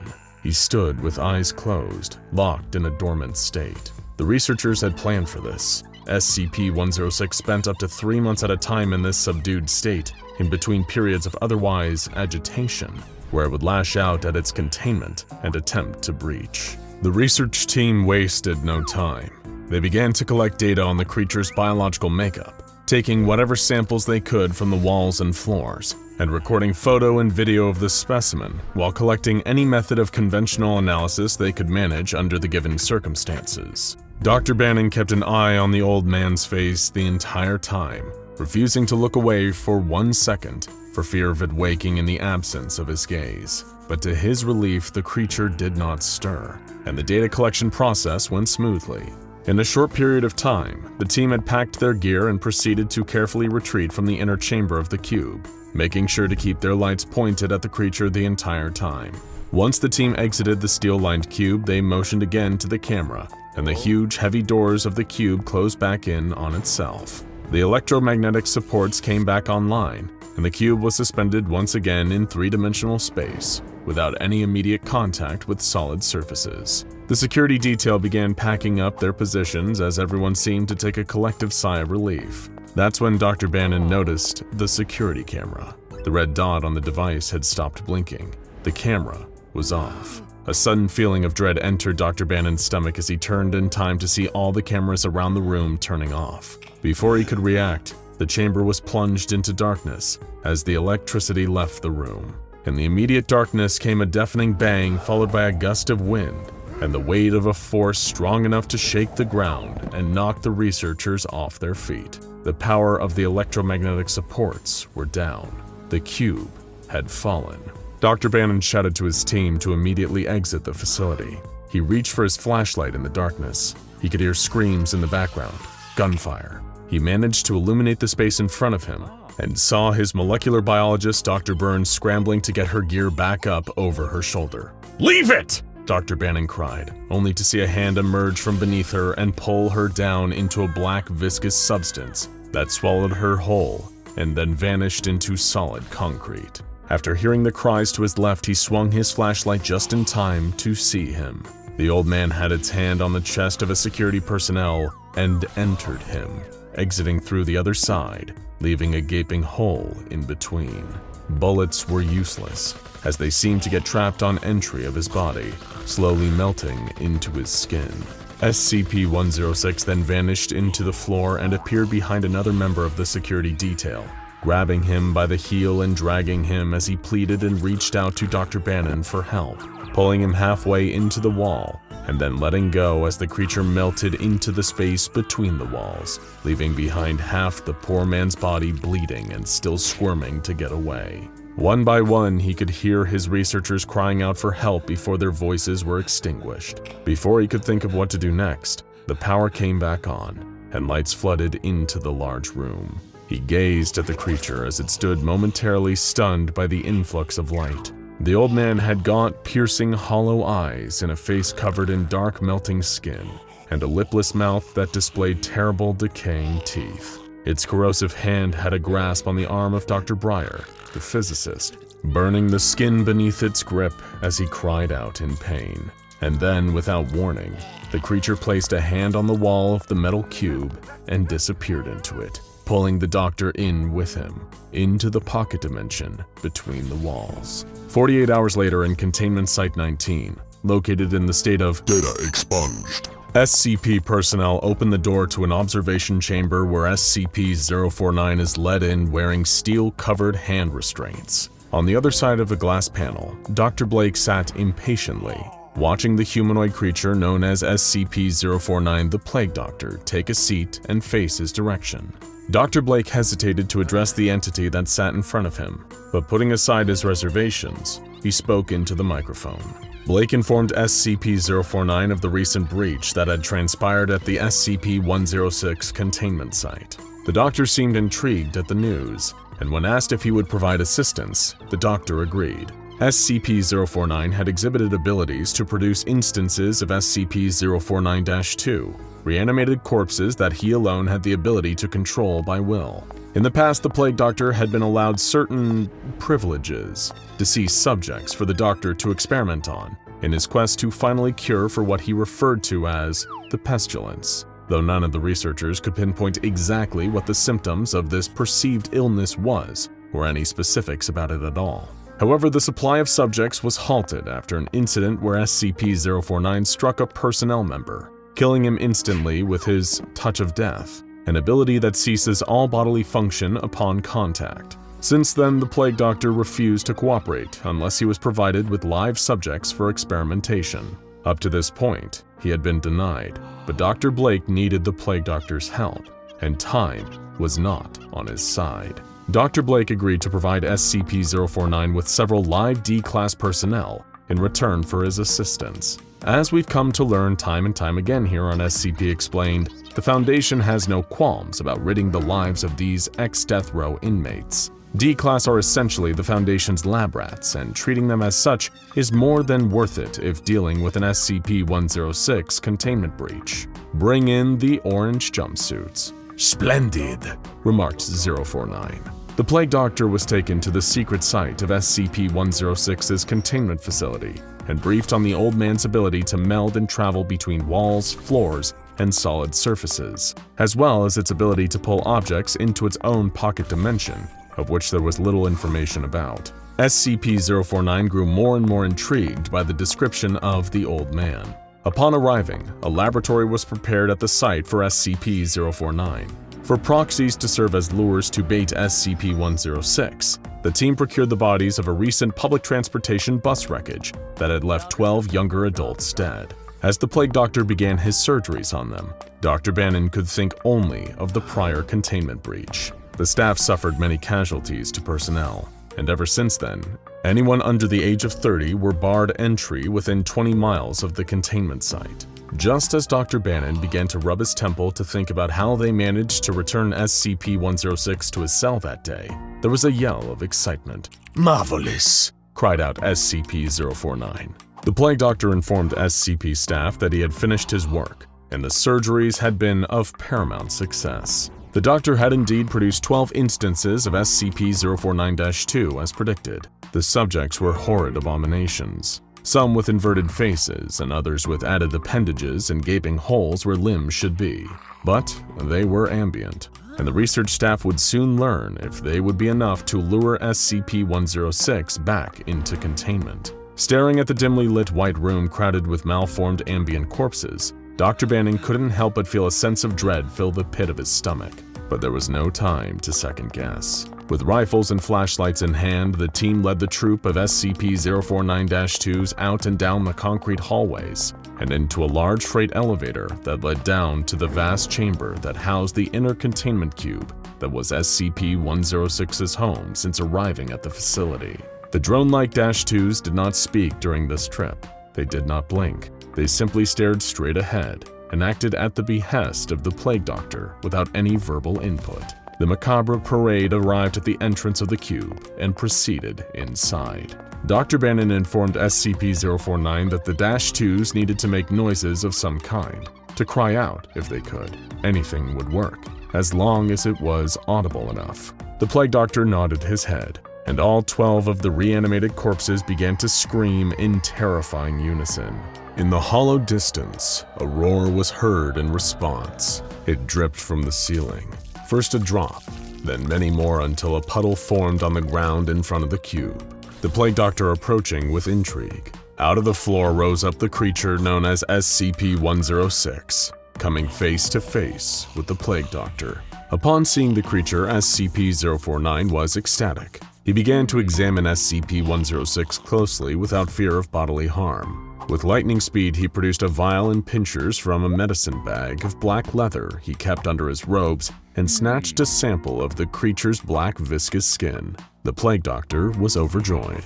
This will lead to my greatest work and the cure for the pestilence once and for all. But the old man did not seem to acknowledge or even enjoy the presence of SCP-049 and reacted violently, lashing out to strike the Plague Doctor. Sensing danger, 049 jumped back and willed the 049-2s to attack the creature. But before they could reach it, SCP-106 melted into a pool of black and disappeared into the floor. The instances looked around dazed. Another black pool appeared under one of them, causing it to fall into the portal and then out from the ceiling elsewhere in the vast stadium-sized room. Another pool opened up under one of the ambient thralls, sucking it down into the black abyss, and then another and another. And soon loud thuds could be heard echoing through the chamber as bodies began to appear from the top of the 100-foot ceiling, falling to a splatter on the concrete floor below. Upon witnessing SCP-106's abilities firsthand, SCP-049 nodded to Dr. Bannon as he swiftly packed up his medicine bag and made for the door, only to be blocked by SCP-106's materializing form. The Plague Doctor grew angry and struck the neck of the old man with his cold touch of death, but it seemed to have no effect on SCP-106. The black substance on his body started to creep over 049's hand, sizzling and searing skin and flesh as it went up the forearm. Sensing danger, the Plague Doctor pulled out a large scalpel and in one quick motion, sliced off his own arm at the elbow.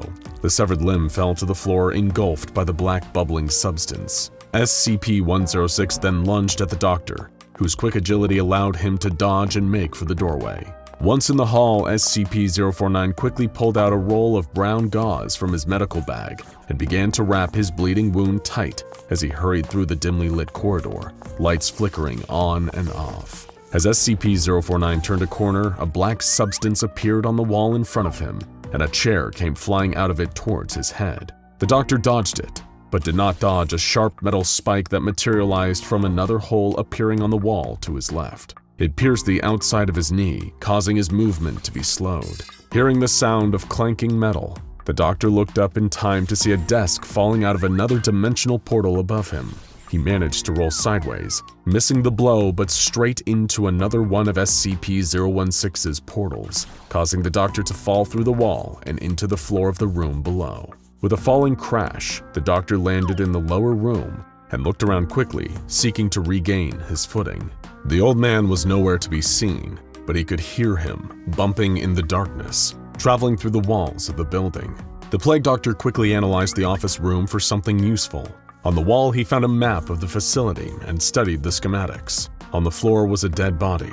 He crouched down close to it and stabbed it with a syringe from his cloak, animating the corpse and commanding it to run, serving as a distraction to lead SCP-106 away so he could make it to the adjoining hallway just a few hundred feet away. That was the armory. Limping from his injured leg, the Plague Doctor waited for the old man to be led away as he made it to the room. He began tearing through the weaponry that lined and leaned up against the walls in every direction, ignoring the automatic rifles as they were useless. There he found what he had been searching for: flash grenades. As the form of another black portal began to materialize in front of him, he pulled the pin and tossed the grenade in that putrid puddle. A blast of light erupted from within, followed by the sound of the creature recoiling in pain. The Plague Doctor pulled another pin, and another, and in this manner, he led SCP-106 toward the secondary containment facilities that had begun filling with fluid. When he reached a level where he could recognize the smell of kerosene, he stopped. There he waited as SCP-106 emerged from the darkness in front of him. It snarled and howled, spitting black bits of tar as its gnarled yellow teeth came close to the Plague Doctor's face. The Plague Doctor calmly turned and waded out of the half-filled room. SCP-106 tried to lunge at him to follow, but it could not. It found itself rooted in liquid, unable to easily open a portal in the space between the walls. Stepping out of the room, the Plague Doctor reached into his cloak and pulled out a large match from his leather bag. Without glancing back, he struck the match and gave a ginger toss into the flames, sliding the door closed behind him. The resulting explosion and subsequent inferno damaged the walls of the secondary containment facility and caused significant seismic activity within the outer walls of the containment site. Emergency lights flickered on and off in the darkness, and debris rained down from the ceiling in every direction. In this haze of rubble, the Plague Doctor picked himself up off the ground and began to dust his cloak clean with the one hand he had left. Satisfied, he took a content sigh and began to make for the exit to the outside world, where he would resume his quest to rid the Earth of the pestilence that had plagued mankind. Though, an unexpected surprise made him pause. A flaming corpse began to emerge from a black hole in the wall beside him. SCP-106 intact and whole, the flames slowly seeping into his skin until they were all extinguished, and only smoke rose from his body. This time the doctor was not so fast to react. The creature grabbed him by the face and slammed it into the nearby wall, cracking the marble surface. The black substance pooled around the plague doctor's face. SCP-106 opened a portal in the wall, pushing the doctor's head into it. The events that followed afterwards are difficult to put together, as camera footage from the facility suffered severe damage due to SCP-049's explosion of the secondary containment chambers. SCP-106 was found back inside his cell in the containment cube, back to his dormant state, where he would remain again for the next few months. That is, until he would feel the need to hunt prey once again. As the doors of the 40-layer steel cube closed, the electromagnetic supports came back online, and the fluid chambers repaired and refilled. The committee is currently voting on whether or not to allow SCP-106's containment facility to be opened again. For now, the world could rest once more. Dr. Bannon could take a sigh of relief, but for how long, he thought. For that, there was no way to tell. A world that's lost its way needs a healer, someone to patch up its wounds and tend to its pain. It needs a doctor. When day broke, the sun turned from a giver of life, the thing that wakes the rooster and makes the crops grow, to an indiscriminate killer, wiping out all organic life forms. The world seemed truly lost, but one anomalous being made it his goal to soothe the hurt, to make it safe to step into the light once more. The Plague Doctor had done his best with the limited resources afforded to him at the abandoned Foundation site. The scientists had left behind all of their equipment when the Red Sun came, when they all were transformed. He had appointed himself the site director, willing to take up the mantle when no one else would. He had assembled a brave, brilliant team of fellow anomalies: the verbose Dr. Spanko, the eloquent, adventurous Lord Blackwood, and the charismatic but ravenous Ferdinand. There had, of course, been those who scoffed at his vision, who did not share his noble goal. The abominable possessive mask taunted him persistently, trying its best to get under his chitinous skin. But he did not have time to waste on such trivial psychological games, and he ignored its taunts to focus on the work. It hadn't been easy. Capturing one of the infected specimens, the former human being turned mass of oozing gelatinous flesh by the unholy light in the sky.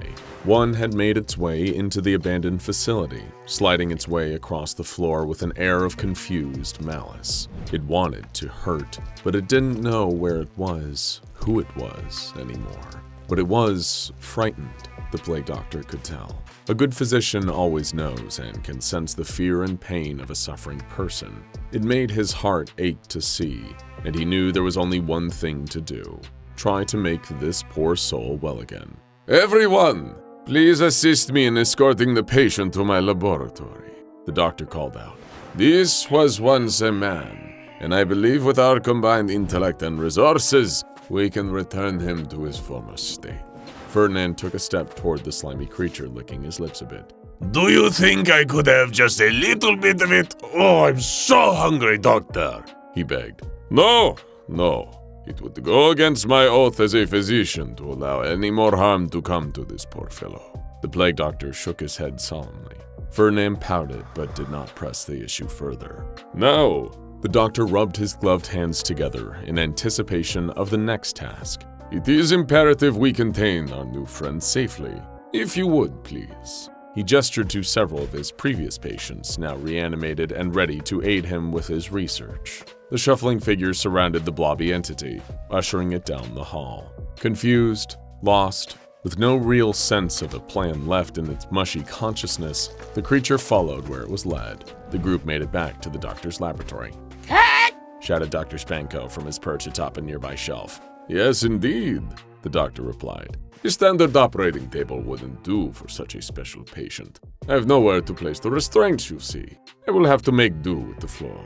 Ferdinand, my bag, if you please. The giant rushed to his side, dropping the bag at his feet. If it dies, then can I eat it? he asked, shifting from one foot to the other like a child asking a parent for a second helping of ice cream. If I am unable to save the patient, which I do deem unlikely, then yes, you may help me dispose of the remains, the doctor relented. But I do not hope it comes to that. He pressed a hand to his beak in deep thought for a moment, before opening his bag and pulling out a syringe filled with clear liquid. To begin, we must sedate the patient. He had no way to find a veins, and so he plunged the needle into the nearest section of the creature's soft surface, injecting a dose of sedative. Then he waited. The oozing motion of the entity slowed and stopped. It lay there on the ground, a still mound of flesh save for the occasional expanding and contracting motion, almost as if it was breathing. Excellent. Now there was no risk of the patient fleeing the operating room mid-procedure. He could truly begin. It was an arduous process that took hours of effort, of taking small tissue samples, attempting to make incisions only for the flesh to fuse back together seconds after the scalpel was taken away. This was truly an advanced illness, unlike anything he had ever seen before. It was enough to make him question his abilities as a doctor, but he shook the thought away. Self-pity never helped anyone. After about 8 hours of continuous work, he had a breakthrough. A solution he had created long ago.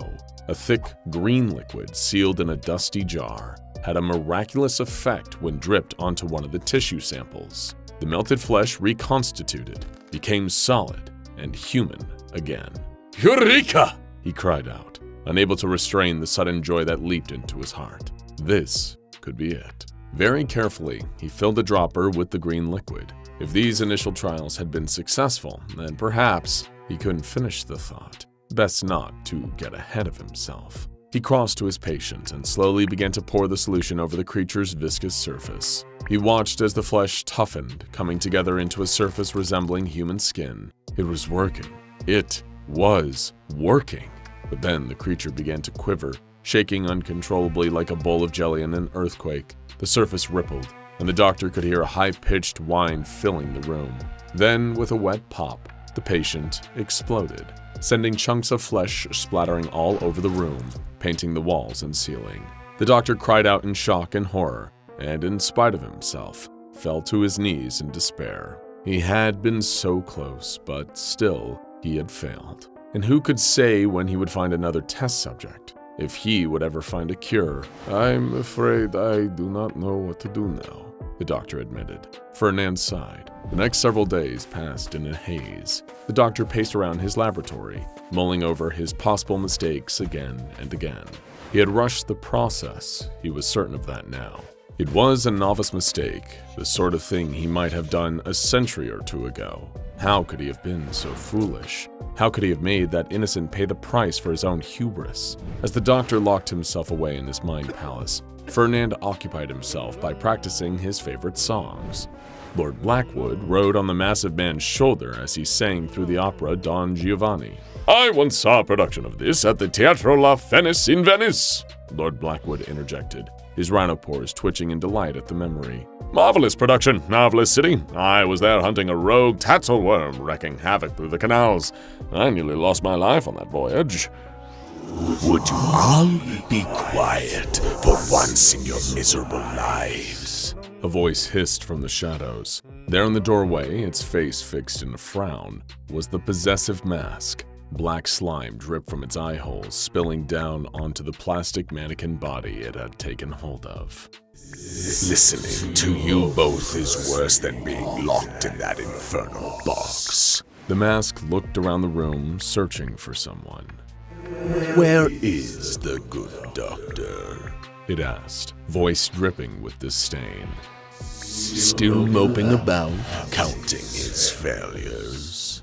Ignore him, my fine fellow, Lord Blackwood whispered to Fernand.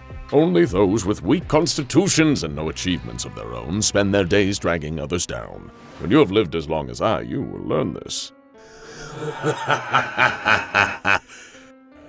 Careful, my lord. I'll stop by the kitchen and find some salt to pour on you. If you wish to fight me, then challenge me to a fair duel like a man, the colorful slug bellowed. Drawn by the sudden shouting, the doctor walked into the room. What is all this commotion? Oh, good. The mask clapped its plastic hands together, its face warping back into an eerie smile.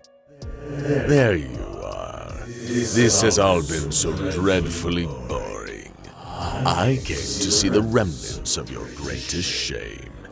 Are there still bloodstains on the floor in your pathetic little laboratory? You are a villain, the doctor seethed. Uncomfortable with the air of conflict in the room, Ferdinand and Lord Blackwood quickly exited to find another space where they could sing and share stories in peace. I simply speak the truths no one wants to hear. The mask crossed to the doctor's side with a series of light dance-like steps that made the mannequin body creak. In fact, I have quite a few truths to share today. I've been outside, you see. Whatever's become of the sun only affects organic beings, and so he gestured from his ceramic face to his plastic body. I am quite safe from its rays. You've been outside? The doctor couldn't keep the curiosity out of his voice. He was a scientist after all. Why, yes. Would you like to know what I've seen? Black slime dripped from the mask's mouth, pooling on the floor with a sizzling sound. I'm in no mood for tricks, the doctor warned. The mask held up his hands in mock surrender. No tricks, Doctor.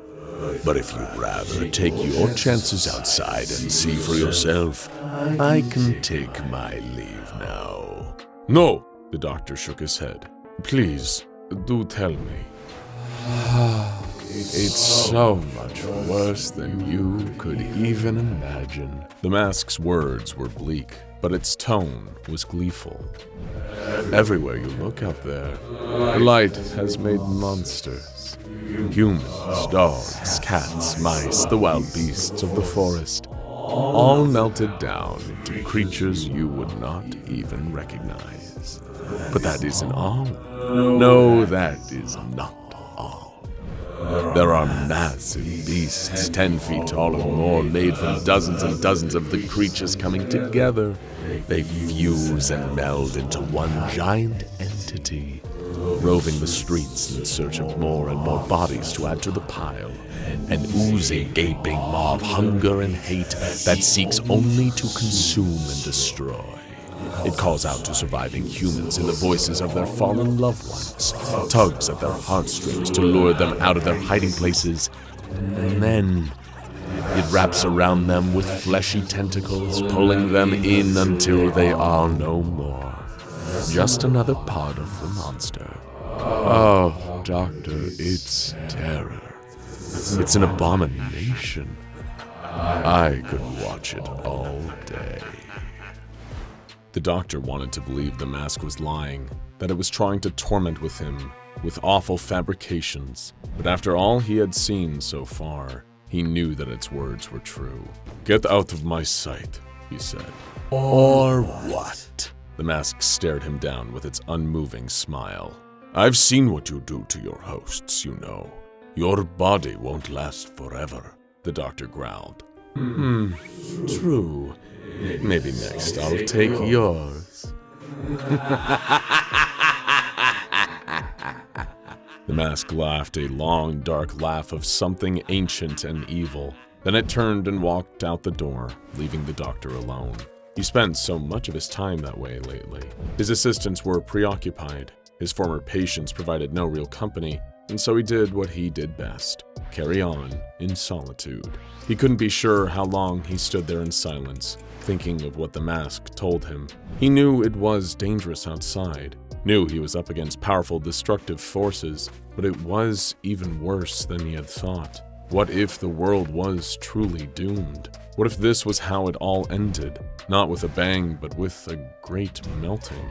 Suddenly, the doctor heard a sound he hadn't heard since the sun turned wrong. A scream. A human scream. Could it be? He had to see for himself. He grabbed his bag of tools and rushed down the hall, his robes fluttering behind him. There it was again. A different human voice, screaming in terror. As he grew closer to the sound, he could hear footsteps, various other voices overlapping with each other. He rounded the corner, and there they were. A group of 5 humans, wrapped in tattered clothes, dirty and exhausted. Behind them was the entrance to what looked like a tunnel. Somehow they found a secret passage and made their way inside. Then he saw what made them scream. Clearly these people were afraid and unaccustomed to the sight of a man of Ferdinand's stature, especially when the man was drooling and staring at them with hunger in his eyes. He would have to defuse the situation quickly. Hello, welcome. We mean you no harm, strangers. He stepped between Ferdinand and the humans. The man at the front of the group brandished a firearm, pointing the barrel directly at the doctor's beak. Please, sir, there's no need for violence. What are you? The man stammered. The other members of his party cowered behind him. An ally, if you will permit me to be. I'm a physician, you see, working on a cure for the condition that plagues the world. With a shaking hand, the man slowly lowered his gun. He did not put it away, though. You've figured out a cure for those things?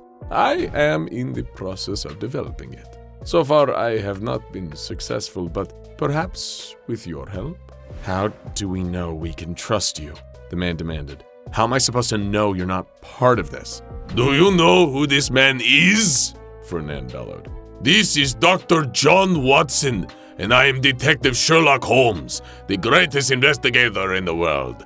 There isn't a case we can't solve. The man looked at the woman next to him, and the two shared a wide-eyed glance. This guy's crazy, he whispered furtively. Put your weapon away, and we can speak more calmly, the doctor proposed. At this inopportune moment, a few of his revived patients shambled into view, and the man screamed again.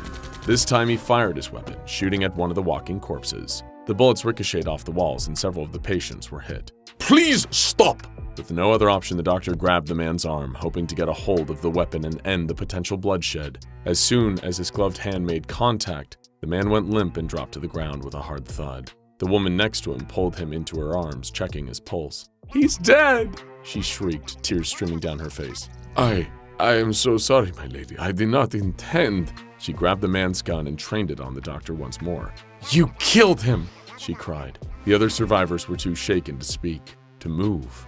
One of them had his back turned to the group and was staring into the darkness behind him. Whatever he was looking at, it was worse than the chaos unfolding. But no one noticed the beige flesh tentacle snaking along the ground until it was too late. Until it had grabbed a hold of the man's ankle and dragged him into the tunnel with a shriek of pure, unadulterated terror.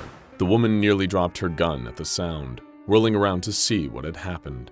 Deep in the tunnel, the scream warped into a wet gurgling sound, and then there was silence for a long moment. But then, something worse. A gooey, slimy sound. The sound of something enormous, something soft and fleshy, making its way through the tunnel and toward the group.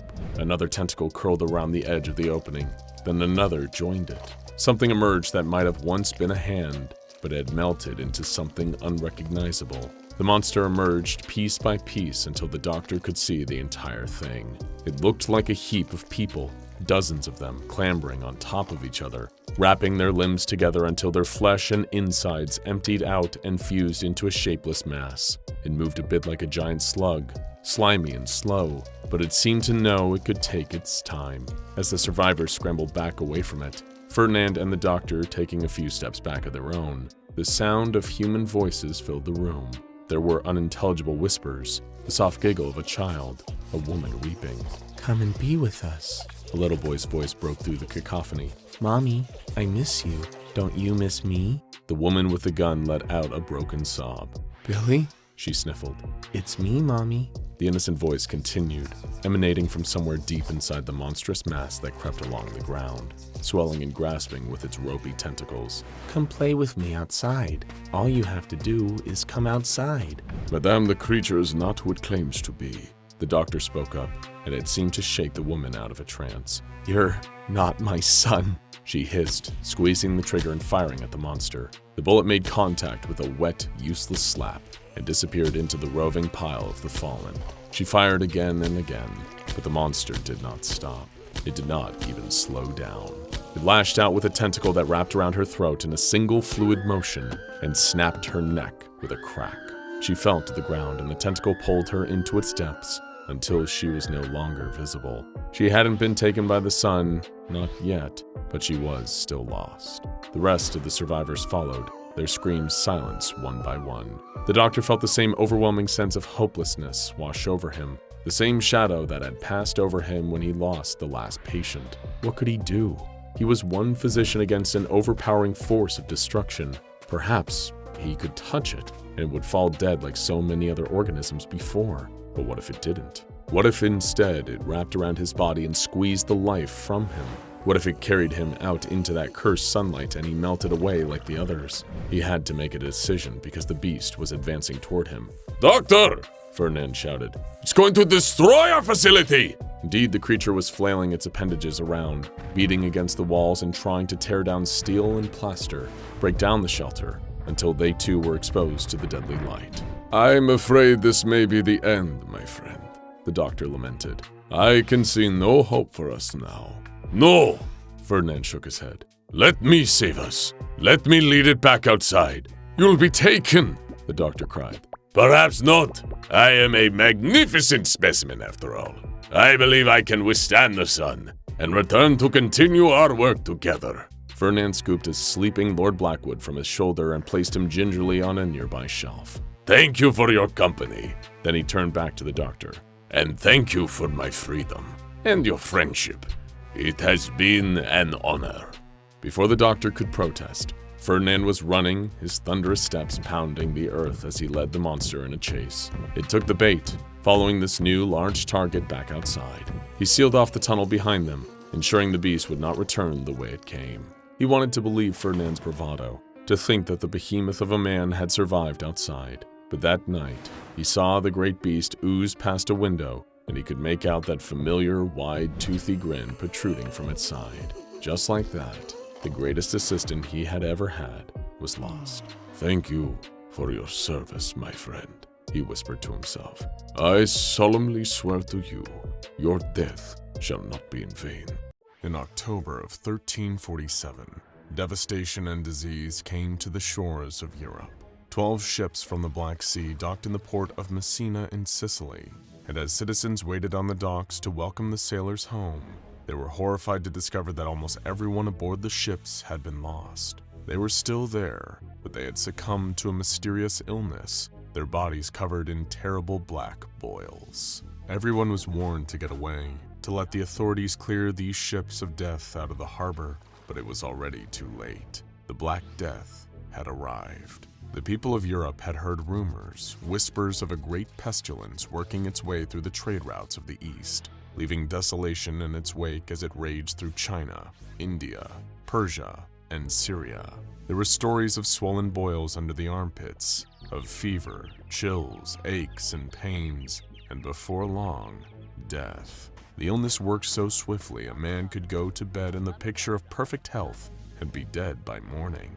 Now this same pestilence had landed in the harbor and come up onto land, and the invisible hand of death and sickness had a grip on everyone's throats. Shortly after the plague's arrival in Italy, it spread to the port of Marseille in France, then continued on to Rome, Florence, Paris, Bordeaux, Lyon, and London. As the pestilence continued its uncontrollable spread, people everywhere were terrified. Something was invading their homes and taking their loved ones, and they had no idea what was causing it or how to treat it. Some doctors believed that the disease was caused by miasma, foul-smelling air that carried the plague on its breeze. Others believed it to be a spiritual sickness, spread when the airborne spirit of a sick man floated out of his eyes and attacked a healthy person unfortunate enough to make eye contact with him. Others thought it must be divine punishment, God's answer to the relentless sins of mankind. Amidst the chaos and mistrust, the finger-pointing and desperate attempts to find something, anything to blame, doctors did their best to treat patients with the limited information they had. Proposed cures range from useless and ridiculous to the downright dangerous. Some physicians prescribed bloodletting, pricking open veins to let the disease flow out of the patient's body, along with most of the blood they needed to stay alive. Others had the sick take baths in vinegar and rosewater, which wouldn't harm them, but did little to stop the progress of disease. Some cures were expensive, calling for an emerald to be ground into powder and mixed into a glass of wine. Other treatments were honestly a fate worse than simple death, and included drinking one's own urine, ingesting snakeskin and precious metals, and drinking the pus from lanced boils. Working with plague patients was a potentially deadly undertaking, and the few doctors brave enough to take on the task needed to take as many precautions as possible. They were outfitted with a specialized uniform, an ankle-length overcoat, gloves, boots, and a bird-like mask ending in a pointed beak. The mask contained a rudimentary respirator-like device filled with dried flowers and herbs, spices, camphor, or a vinegar sponge. They believed that, by overpowering any potential bad smells, the scented mask would protect against the diseased air. The costume included a wide-brimmed leather hat and a wooden cane used to examine patients without touching them. All in all, a plague doctor's attire was easily recognizable and more than a little ominous in appearance. However, what might be unsettling to see today, or even a signifier of an especially dangerous and misguided humanoid anomaly contained by the SCP Foundation, was once a symbol of hope in a dark time. Seeing a man enter town in a long dark cloak, a leather hat, and a bird-like mask meant that perhaps all was not yet lost.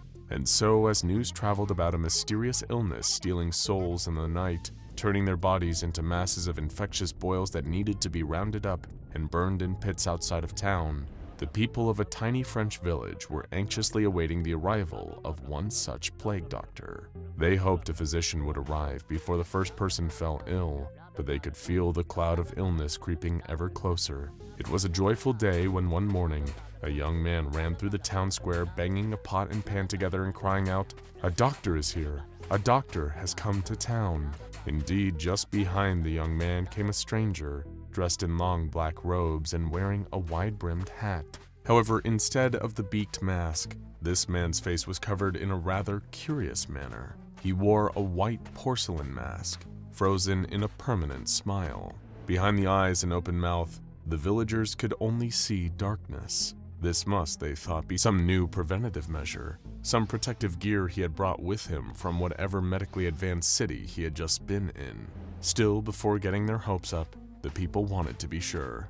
Excuse me? An older farmer, a respected pillar of the community, approached the masked man. Are you a physician? Indeed I am. The stranger replied cheerfully. I have reason to believe the Black Death will shortly come to this little town, and I was sent here to provide my services to anyone who may need them. In case there was any question about his identity, he produced from his side a large doctor's bag, filled with tinctures and tools, with rags soaked in vinegar and vials of ground-up eggshells and saffron. The townspeople couldn't help but feel lucky that such a well-equipped physician had come to their town, to arm them with the tools they needed to combat the plague. Later that day, their fortune seemed to double when yet another stranger strode into town. This man was dressed far more traditionally, in the garb the people had come to expect from a physician tasked with treating the Black Death. This man was dressed in long dark robes, leather gloves, boots, and a beaked mask. He carried a bag similar to that of the first doctor. The same old farmer approached the doctor, curious to see two newcomers on the same day. He couldn't remember the last time he saw so many strangers arriving in their little hamlet at the same time. Have you come to help us, doctor? He asked. Fear not, my good fellow. I have. I am here to fight the great pestilence, and I will lend you all of my efforts and years of medical knowledge. Tell me, are there any infected yet? I would be happy to treat them. The farmer shook his head. We are all healthy here, sir, but it is fortuitous indeed to have two great physicians here to aid us in these troubling times. The doctor tilted his head to the side, perplexed. Two? I assure you I am traveling quite alone. The man who arrived before you, the farmer insisted. Come and meet him. I'm sure you two will have a lot to talk about. More than a little confused, the plague doctor followed the farmer to the town's tavern, where he was ushered to a table that had one occupant, the man in the white mask. He greeted the doctor with that frozen porcelain smile and a tone that was filled with mannered congeniality. Ah, another doctor. Welcome, my dear colleague. It will be a pleasure to work with you. The plague doctor sat across from the mask and stared at him inquisitively. I was unaware that there would be another physician in town. Please forgive my confusion. Not to worry. The mask's smile seemed to widen, though of course that was impossible. It will be a relief to have someone else to share the burden. I am certain we will work together quite well. Tell me, the plague doctor began, how did you come to hear of the need for a doctor in this town? It is my understanding that none have fallen ill thus far. Rumors, that is all. And in times such as these, one can never be too careful. After all, we took an oath to help those in need, did we not?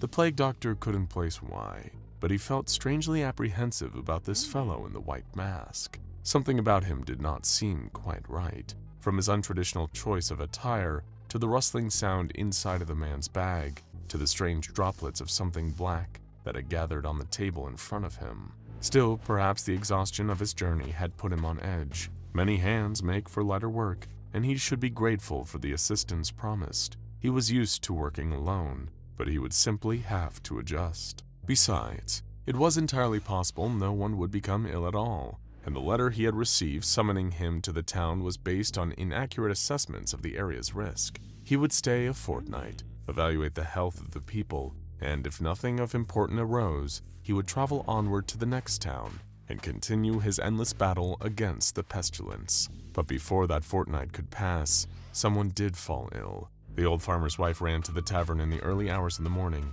only 2 days after the doctors came to town. The plague doctor was already awake when she arrived, sipping a cup of tea and eating a piece of toasted bread with butter. She begged him to leave his breakfast and come inspect her husband immediately. Her husband had collapsed while milking the cows, and nothing she did could wake him.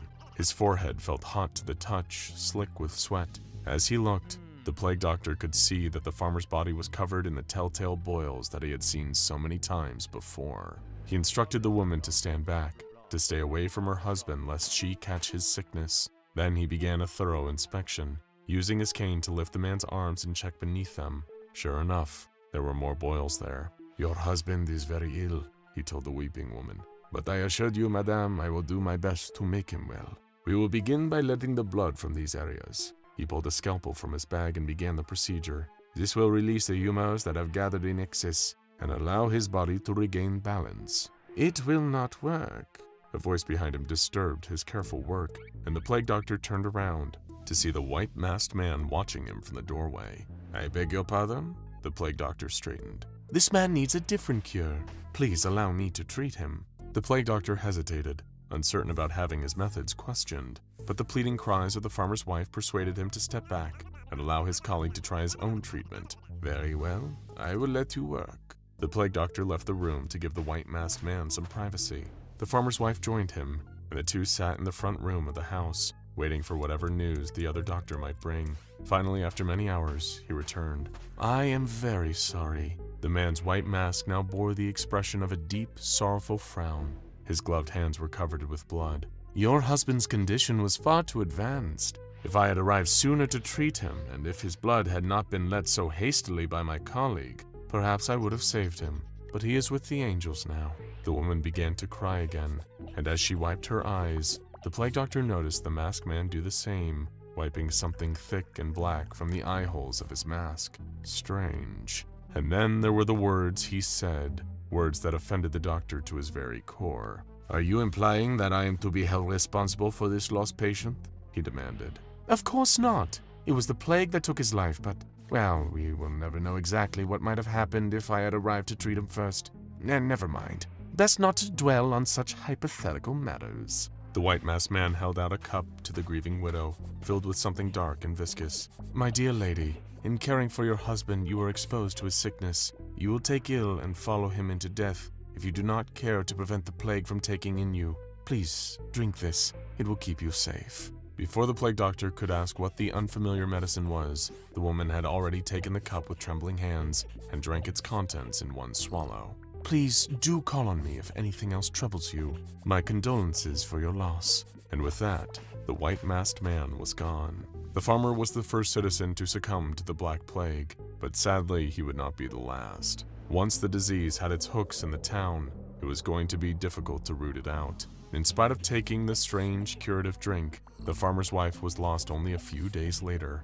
All throughout the town, more and more grew ill, and it seemed there was no relief in sight. The plague doctor did his best to treat the patients as they came, providing them with homemade tinctures of herbs and wild mushrooms, cleaning their wounds with distilled spirits, bathing them in the purest of vinegar. He even resorted to some of his more experimental treatments, those his colleagues in Paris had questioned, had dismissed as far too close to the occult, and far too removed from science. He took the blood from a healthy cow and attempted to transmit it into a human patient. He deliberately stopped the heart and then started it again with the venom of an exotic snake. Still, he was unable to save any of them. He was beginning to lose faith in himself, and the people of the village were following suit. Slowly, the families of the sick were beginning to bring their loved ones to the man in the white mask instead, trusting only him to help them, and somehow help them he did. The plague doctor could never be sure what the white masked man was doing. His supposed colleague was secretive about his methods, never allowing himself to be observed. He would not leave his makeshift workshop, a room in the attic of a tavern where he saw his patients. But whatever he was doing must have worked, because for every one of his losses, there was a person whose fever broke, whose skin miraculously cleared of blemishes, and who returned home to their life just as it was before. The plague doctor couldn't understand any of it. He had cured patients before. He knew he had. His success had been renowned throughout the land, had earned him commendations from generals and kings. But now, here, ever since he met this new doctor in the eerie white mask,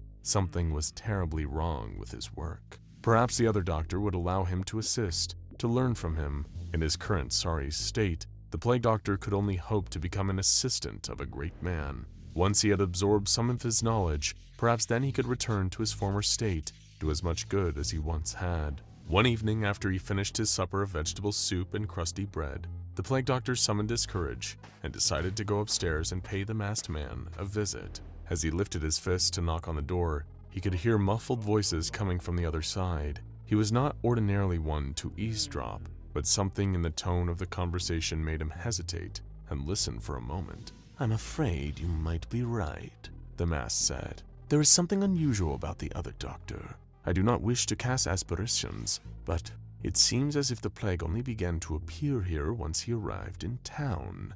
"Do you think he brought the disease with him?" The other voice belonging to the local judge replied. "I am sorry to say that I do." "What can be done to stop this? To drive the plague out of our community?" the judge asked. "In my opinion, there's only one choice. The doctor must leave this town, by choice or by force, dead or alive. That will be up to him." The plague doctor clapped a hand over his beak in shock. Conspiracy against him? But why? He could hear rustling on the other side of the door, someone preparing to open it. He must hide before they spotted him. He ducked into a closet, shutting the door behind him, and tucked himself away in the dark as the judge's footsteps passed by outside. Finally, it fell silent. With a sigh of relief, the plague doctor pushed open the closet door. But there, waiting for him, was that unmoving pale white face. This time, it was smiling, a malicious, gleeful smile. "Oh, hello, Doctor," the masked man said. His words were polite, but his voice was cruel and cold. What have you done? Why would you tell the people such slanderous lies? The plague doctor demanded. Simple. They need someone to blame, and I won't have it be me. The masked man laughed, then a hollow sound. Haven't you figured it out, Doctor? Haven't your brilliant deductive skills led you to the answer? Why your cures have done nothing? Why all of your patients perish while so many of mine thrive? You made them ill? Deliberately? But how? And why? The plague doctor gasped in shock and horror. The how is for me to know and take to my grave. But as for the why, I'd be happy to tell you. Because no one will believe a word you say. I intend to rule this town, the first of many I will make my domain. And there will be no way to inspire loyalty in a population like freeing them from the grip of the Black Death. Unfortunate that you had to arrive and complicate my plans, but you will soon be taken care of, and then I will have nothing more to worry about. The mask cackled again, triumphant and wicked. You villain! The plague doctor roared, grabbing at the man's robes and trying to yank him close enough to fight. He could not get a grip on the man, but the robes came loose and fell to the ground, revealing a horrible sight. Where there should have been a man, flesh and blood and beating heart, there was nothing but a skeleton, dripping black slime onto the floor. The mask covered a face of bone and desiccated skin, the body underneath a rattling marionette propelled by unnatural evil forces. It was too much for the plague doctor to take, and he did the only thing he could think to do. He turned and ran. The plague doctor grabbed his cane, his trusty apothecary bag, and ran out into the streets. Please, He cried out into the night. listen to me. You have been fooled by a devil. He brings desolation, not a cure. He is the sickness. You're a madman. The judge cried, brandishing a flaming torch in one hand, a pitchfork in the other. You brought death to our town, and now you sprout lies about our savior. Please, my dear fellow, hear me. You are not safe here. The plague doctor begged. The judge lunged at him with the pitchfork, and forgetting to touch the man with his cane, the plague doctor grabbed his arm with his own hand to stop the assault. The judge's eyes went wide, and he dropped to the ground in a lifeless heap. He killed him, Cried a bystander. The false doctor is a murderer. As the plague doctor watched, an angry mob descended on him, waving their torches and weapons. They would not hear reason. They would not listen. He would have to flee. The plague doctor ran until the cries of angry townspeople and the glow of their torches had faded into dark and silence. And then he ran some more. He ran all the way to a neighboring town, where he told stories of a shambling corpse in a white porcelain mask, bringing a plague of illness and deception, and could only hope and pray that these people would listen.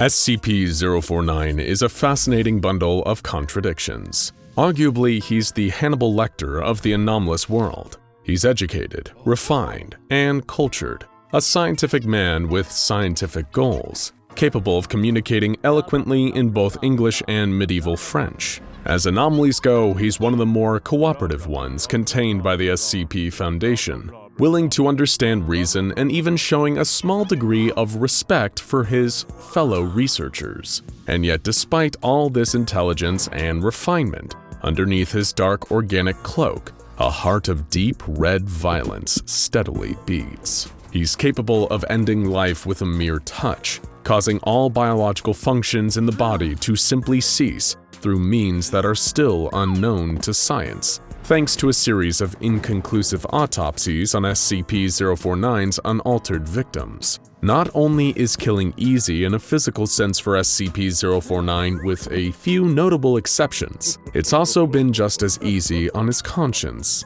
Such is the danger of the man or monster who believes unshakably that his goals are righteous. Any moral crime is permissible if done in service of seeing them through. And for those who die at SCP-049's hand, an even greater indignity awaits. His inhuman experiments, the gateway to a second life as an abominable crime against nature, a glob of malignant spit in the eye of God. But let's not get too ahead of ourselves here, students. We've mentioned SCP-049 countless times in passing before. Some of his strange tales, his interactions with other anomalies like SCP-682, and even with some of your questions and theories about this bone-masked scientific madman. And yet, he still remains a mystery. Perhaps to truly understand this fascinating walking question, we need to return to the beginning and give the classified files behind the Plague Doctor a closer look. Like many of the infamous anomalies discovered by the SCP Foundation, the files indicate that the discovery itself was first triggered by a series of mysterious disappearances in the sleepy town of Montauban, out in southern France. People across races, classes, ages, and genders were simply falling off the map, suggesting a highly indiscriminate assailant. Little did the Foundation know, in the beady avian eyes of their killer, they all had an extremely important commonality. Each and every one of them was infected with the Pestilence, the invisible scourge, the Great Dying. Their killer was the only one with the proper diagnostic mind to even notice the infection.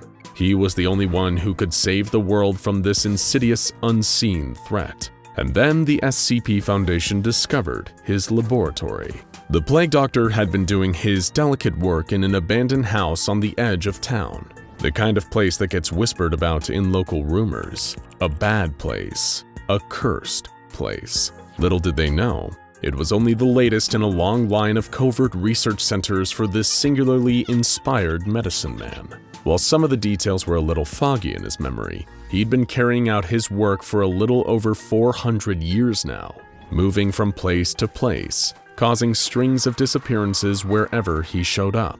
In his own words, he's an extremely well-traveled man. And still the cure for the blasted pestilence continued to evade him. He sat in that decrepit Montalban house, surrounded by groaning, writhing abominations of his own creation, taking meticulous notes. Nothing would break his concentration, not even the strangers in the black tactical gear with large guns kicking in his front doors. His many cured patients didn't take kindly to the intrusion on their treatment and decided to swarm the interlopers. What followed was a violent struggle between the intruders and the cured, resulting in several of the intruders injured and all of the cured dead once more.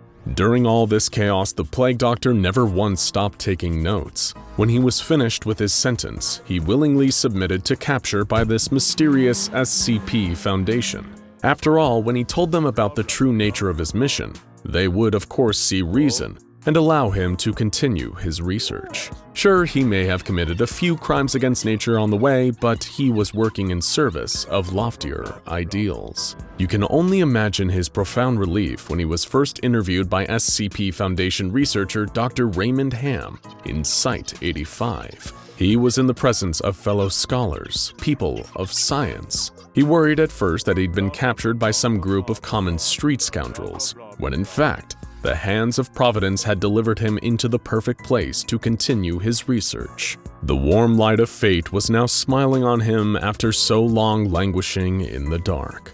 All he needed to do was allow the scientists around him to conduct tests on his own body, while he conducted tests on others. At first, the SCP Foundation believed he was an anomalous human being wearing a costume, but they soon discovered that he was something very different. What they thought was a mask was actually an outgrowth of his skull, a kind of insect-like exoskeleton. The robes were also a component of his body, a kind of thick hide that developed over the years. The thickness of the hide itself also made him impervious to a great deal of physical damage. Despite his politeness, research notes on the Plague Doctor indicated that Foundation personnel found interacting with him uncanny. There was an oddly eerie quality to him, something indistinguishable that just felt off. The Foundation also found that the Plague Doctor, whom they initially addressed as Doctor rather than SCP-049 out of a sense of mutual respect, also came with a number of strange personal effects. These included a long pointing stick, similar to the ones used by medieval plague doctors to touch things without fear of contamination. This stick was soon confiscated. It didn't possess any anomalous qualities, but the Plague Doctor had a tendency to gesture grandly with it as he spoke, and the Foundation feared he absent-mindedly take someone's eye out with it if he wasn't careful. The other two personal effects that the Plague Doctor prized greatly was his old-fashioned medical bag and the notebook that he obsessively recorded his observations with. The medical bag, which seemed to exhibit anomalous properties, contained a mix of archaic medical tools as well as some that the Foundation has been unable to identify. It's through the tools in this bag that the Plague Doctor is able to create instances of SCP-049-2. As we alluded to earlier, the Plague Doctor can kill with a touch, but that's only part of what he does to his victims. After causing all their biological functions to cease, he takes the tools out of his medical bag and begins performing crude surgery on their corpse, including using a syringe to inject an unknown anomalous liquid into their flesh. While the specifics on the Plague Doctor's modifications can vary from victim to victim, the result is often the same. They're converted into strange, shambling abominations that aren't capable of any kind of higher thought. For the most part, their movements are extremely basic and limited. However, if they're provoked, they can become frighteningly violent, more than capable of killing an armed Foundation guard if they don't remain alert during the engagement. The SCP Foundation was given a unique opportunity to understand more about SCP-049's twisted experiments. As part of his conditions for containment, they agreed to provide the diabolical doctor with a number of fresh test subjects. The doctor was eager to continue his work, and through watching him work, the SCP Foundation could learn a great deal more about him.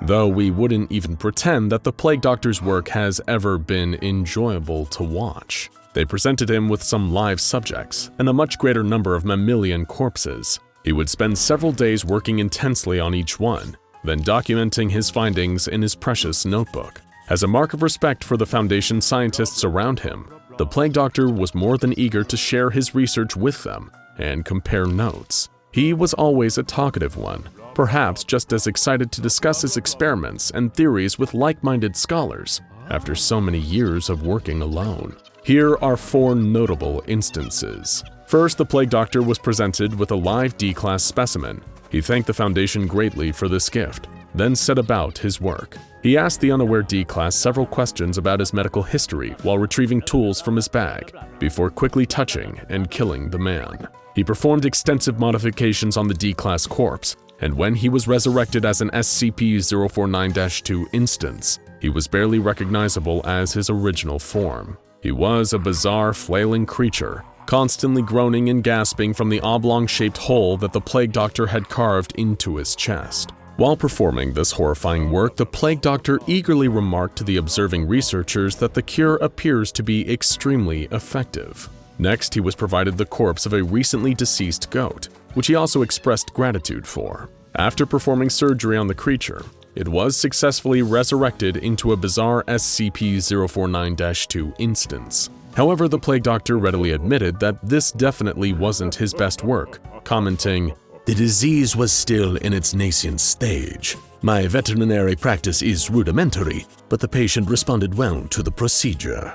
Next, he was provided the corpse of a recently deceased orangutan. The Plague Doctor was delighted by this, commenting that, given primate similarities to human physiology, this would be the next best thing from a true human test subject. However, this research became surprisingly fraught. He killed and reanimated the beast 4 different times, seemingly unsatisfied with the result each time. And when he failed to reanimate the creature a 5th time, he seemed disconcerted. In a debriefing discussion, the Plague Doctor said, "I have learned so much from this. Though I fear my early optimism was misplaced, I hadn't yet come across such a stumbling block on my road to the cure. More subjects like this would do a great deal in advancing my research." Next, it was provided with the corpse of a recently deceased cow. This irritated SCP-049, who wanted test subjects who were physiologically closer to humans. Still, despite his frustration, he continued to work. He took only brief breaks to enjoy a meal of hard cheese, salted pork, and thin crackers. Tests showed that SCP-049 didn't require sustenance to survive, but he enjoyed the act of eating and found that it helped him with his work. He embalmed the cow, rearranging its organs, and even inverted its head. However, this didn't impede his work. He injected it with a variety of liquids, which he described as the essence of the humors. When asked to elaborate further on this, he said, "The pestilence may bring about a systemic imbalance. In such a case, before true healing can begin, one must find the humors in balance or the body will reject the cure. This is, of course, elementary knowledge for the practical physician. I would have thought to have learned this during your education." After being provided a working cattle prod to induce a little electricity into the equation, the Plague Doctor successfully reanimated the mutant cow. From here, things started to go downhill. Dr. Ham decided to conduct another interview with SCP-049, hoping to get into the finer details of his scientific process. However, they hit some major roadblocks. SCP-049 seemed to be unable to actually articulate the true nature of the pestilence or his process in seeking the cure. Even his notebook wasn't written in any known language and proved impossible to decipher. As the interview went on, the Plague Doctor seemed to become increasingly distressed, insisting on the importance of his work to helping the human race prosper and survive this terrible plague. All he needed in exchange was more test subjects. The practiced civility that had been built up between the Plague Doctor and the SCP Foundation crumbled in 2017, after a tragic incident in the Plague Doctor's cell with Dr. Ham. When he entered to perform a very standard interview with the Plague Doctor, the doctor appeared to become anxious and asked Dr. Ham if he was feeling well today. Dr. Ham thought nothing of it and tried to continue the interview, but by that point, it was already too late. The Plague Doctor had come to believe that Dr. Ham was infected with the pestilence. And, of course, there was only one cure. The Plague Doctor gave Dr. Ham his touch of death. The man died instantly, and the Plague Doctor immediately went about turning his corpse into another SCP-049-2 instance. Because Ham was killed so quickly, he didn't have time to activate his emergency security signal, meaning what was left of him wasn't discovered until 3 hours later. Guards and researchers were horrified to see one of their own turned into a mindless, deformed monster by an anomaly they all thought they could trust. Following this tragic incident, Dr. Theron Sherman chastised the Plague Doctor for this appalling breach of trust and the cold-blooded murder of Dr. Raymond Ham. The Plague Doctor, in a state of increasing distress, insisted that Ham was infected, and he did all that he could to cure him. And while the Plague Doctor insisted a certain level of scientific distance from his subject, it seemed that deep down, he regretted the loss of a friend and fellow researcher in his endless quest against the pestilence. After this incident, the Plague Doctor truly became SCP-049. He lost all of his privileges and now remains under lock and key in Site-19. Whenever he's transported, he's kept in shackles and supervised by a number of armed guards. After discovering that the scent of lavender has a pacifying effect on him, it's regularly used as a tranquilizer against him during engagements. This is how a cordial ally can become just another prisoner in the eyes of the SCP Foundation. In a summary interview after the Dr. Ham incident, Dr. Elijah Itkin asked if 049 had any regrets about the incident, noting that he seemed oddly mournful. 049 paused before replying, "Mourn. Perhaps I had not thought that. It is lamentable that a fellow doctor became infected, but the work continues. Regrettable as it was, Dr. Ham's death provided important insight. Living human subjects are the only way to proceed forward, I am decided. My cure is of little use on dead flesh, and I have gleaned all I can from your generous supply of corpses. My desires turn towards tending to those still living who suffer from the disease." Dr. Itkin replied that 049 would be disappointed on that front. He just laughed in response and replied, "Oh, Doctor, I wouldn't be so sure." Dr. Bradshaw had only been working at the SCP Foundation for a few years, but in that time he had seen things that had changed him irreparably. Ancient texts about world-ending abominations, machines that could spontaneously produce any food or drink from nowhere, friendly slime monsters with a penchant for tickling, invisible kleptomaniac women, and wannabe heroic men covered in spikes. But one anomaly in particular stuck with him, haunted his dreams, and dominated his waking thoughts. SCP-049, that mysterious masked doctor with his deadly touch and strange beaked visage, trying in vain to cure something he would only refer to as, quote, the pestilence and, quote, the great dying. His cure was more like a curse, it seemed, as his unusual treatments transformed his patients into the mindless living dead, shuffling around as malformed shells of their former selves. If this was the cure, Dr. Bradshaw found himself often wondering, what was the disease? Many researchers had attempted to get to the bottom of this question over the years, interviewing SCP-049 and nurturing their own pet theories in their free time, but none had ever received a satisfying answer, ever reached a real conclusion. It was this legacy of fruitless hypothesizing and questioning that led Dr. Bradshaw to pitch his own plan for unmasking the pestilence once and for all. He would gather every prominent theory his colleagues could come up with, including several of his own. Then he would simply engage the Plague Doctor in polite discourse, walking him through each theory one by one, and waiting to see if any of them stuck. It took Dr. Bradshaw weeks to collect and distill the theories down into a workable list of questions, consolidating those that overlapped and eliminating those that were simply ridiculous, such as Dr. Bright's potentially facetious insistence that the pestilence was lactose intolerance. But when the day came, he felt ready to take on the task. When the interview was through, perhaps he would have managed to do what none before him at the Foundation had. Perhaps he would understand what the Plague Doctor was fighting with his unorthodox methods, and by extension, how they could pacify him non-lethally once and for all. Dr. Bradshaw held his notebook tight as he made the long walk down the hall from his office to SCP-049's containment chamber. This was it, the moment of truth, he hoped. He had asked his colleagues to pump the scent of lavender into 049's room to put him at ease, as well as give him his dinner just in time for the meeting.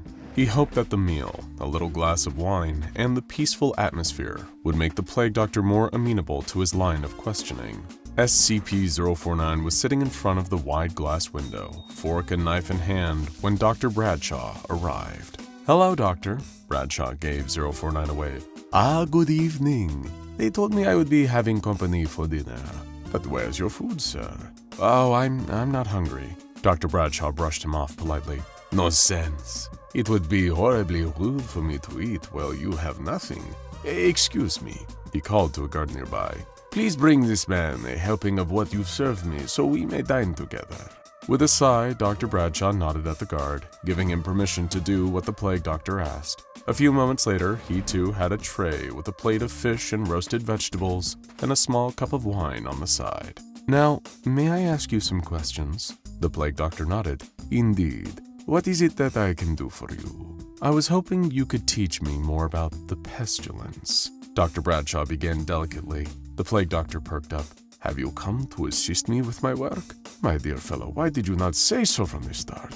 It would be my honor to provide you with all the knowledge I possess on this subject, if you intend to lend a hand. "I just want to understand more about it first," Dr. Bradshaw said. It wasn't quite a lie, not really. He did want to understand. He flipped open his notebook, scanning the page for the first of the posited theories he had gathered. "Is it possible that what you refer to the pestilence, you're talking about pain as a whole?" The plague doctor cocked his head to the side. What do you mean? "Well, you once described SCP-096 as being afflicted with an extreme case of the pestilence, I believe. And when you cure someone, they're no longer able to feel any pain, physical or emotional. I know that you mean well, but is it possible that's what you're trying to treat? The pain that naturally afflicts all human life, most living things?" The plague doctor scoffed. You think that I, a physician, am so ignorant of pain? That I would misdiagnose agonies as something so devastating as a great dying?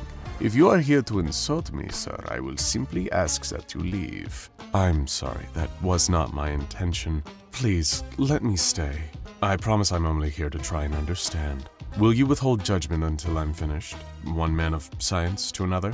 The plague doctor paused, mulling this over. He nodded. "I will hear your questions and do my best to answer them." "Thank you." Dr. Bradshaw smiled and returned to his notes. "So, you have been in the field of medicine for quite some time, and I imagine you have studied a variety of sciences. You work with a lot of liquids and substances none of us have ever encountered before. Were they the result of alchemy, used to balance the humors of your patients? I was curious if your treatments and if the pestilence itself is thaumaturgical in nature, that is to say, well, magical." The plague doctor let out a sharp laugh at this. Magic? Sir, I am no magician, nor am I an alchemist, as I have never formally studied alchemy in any form. The humors, of course, must be balanced for proper health, but that has nothing to do with alchemy, in my opinion. How is your black bile? You appear to have an excess of it.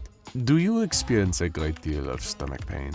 Dr. Bradshaw rushed to steer the topic away from him and his health, lest the plague doctor offer to treat him. "Not particularly. Next question." His eyes returned to his notes. "Let's see. We've noticed that you seem to cure those who are most afraid of death and dying. And when you first arrived at our facility, you stated that there was less pestilence here than other places you had been. Most of our staff have seen enough death and misfortune that it no longer frightens us. We're inoculated against it, essentially. One researcher working with you was afraid of death at first, but as he came to accept it as an inevitability, you said that he was no longer infected. Is the pestilence fear itself? Or more specifically, the fear of death?" The plague doctor mulled this over. One's outlook, one's attitude can impact their health. It is easier to fight a disease when one does not let fear take over. But other than that, I'm afraid I do not understand your question. The pestilence is simply what it is. Why are you more preoccupied with categorizing it than curing it? "I believe that to understand something is to know how to fight it," Dr. Bradshaw answered simply. We may differ there, but you may continue. I'm grateful for the company and for your desire to understand, misguided though it may be. "Thank you, Doctor. I wanted to ask you, Are you familiar with the Scarlet King? The Plague Doctor's expression did not change. I have seen the rise and fall of many monarchs in my time. Why would you ask me about this Scarlet King? That wasn't a no. Well, Dr. Bradshaw began. According to legend, one of his many daughters was Pestilence, a bringer of disease and destruction. Is she the one you intend to fight? I know not every single form the Pestilence takes, only the grip it has on this world. SCP-049 answered, For your sake, I would advise you to avoid speaking of such matters. That king, he is not a thing you wish to face. Dr. Bradshaw jotted down a quick note in the margin of the page, Scarlet King connection possible. Then he returned to his line of questioning. Have you spoken with SCP-343? I have, the Plague Doctor nodded. And what did he tell you? It is not worth going into here. According to him, the pestilence that you refer to is humanity's free will. You were changed by something a long time ago, a tragedy that turned you towards your work. You came from a dark place, one of the places even 343 can't see. Is that true? I will not answer that question. It is an insult, SCP-049 said. Again, not a no exactly, but still Dr. Bradshaw did not want to push too hard, too soon, and risk the doctor terminating their conversation. My apologies, I'll shift to something different. You once treated the bubonic plague, correct? SCP-049 shook his head. No, I am not familiar with that particular condition. Dr. Bradshaw had prepared for this. He pulled a medical illustration from his notebook, depicting a victim of the Black Plague. What about something like this? SCP-049 sighed. Now this ailment I have encountered before. I did my best to treat it, but it was stubborn. Is it related to the pestilence? Dr. Bradshaw asked. Not necessarily. 049 said nothing more than that. He took a sip of wine, ate a bite of potato. He wasn't going to offer any more insight into that particular theory, it seemed. I mean no offense with this next question, but Doctor, have you always lived here, on this planet? Or did you make your way here from another world of some kind? Perhaps the pestilence came from wherever you did. The world has changed around me a great deal in my life, SCP-049 said, but I have always been here, at least as best as I can recall. He seemed to be telling the truth, but with that unmoving, inscrutable expression, it was difficult to be sure. This next theory would be extremely difficult to float without offending 049, but Dr. Bradshaw had to try. He needed to do his due diligence. Are you familiar with the story of Typhoid Mary? He would ease into the idea. That would probably be best. I am not.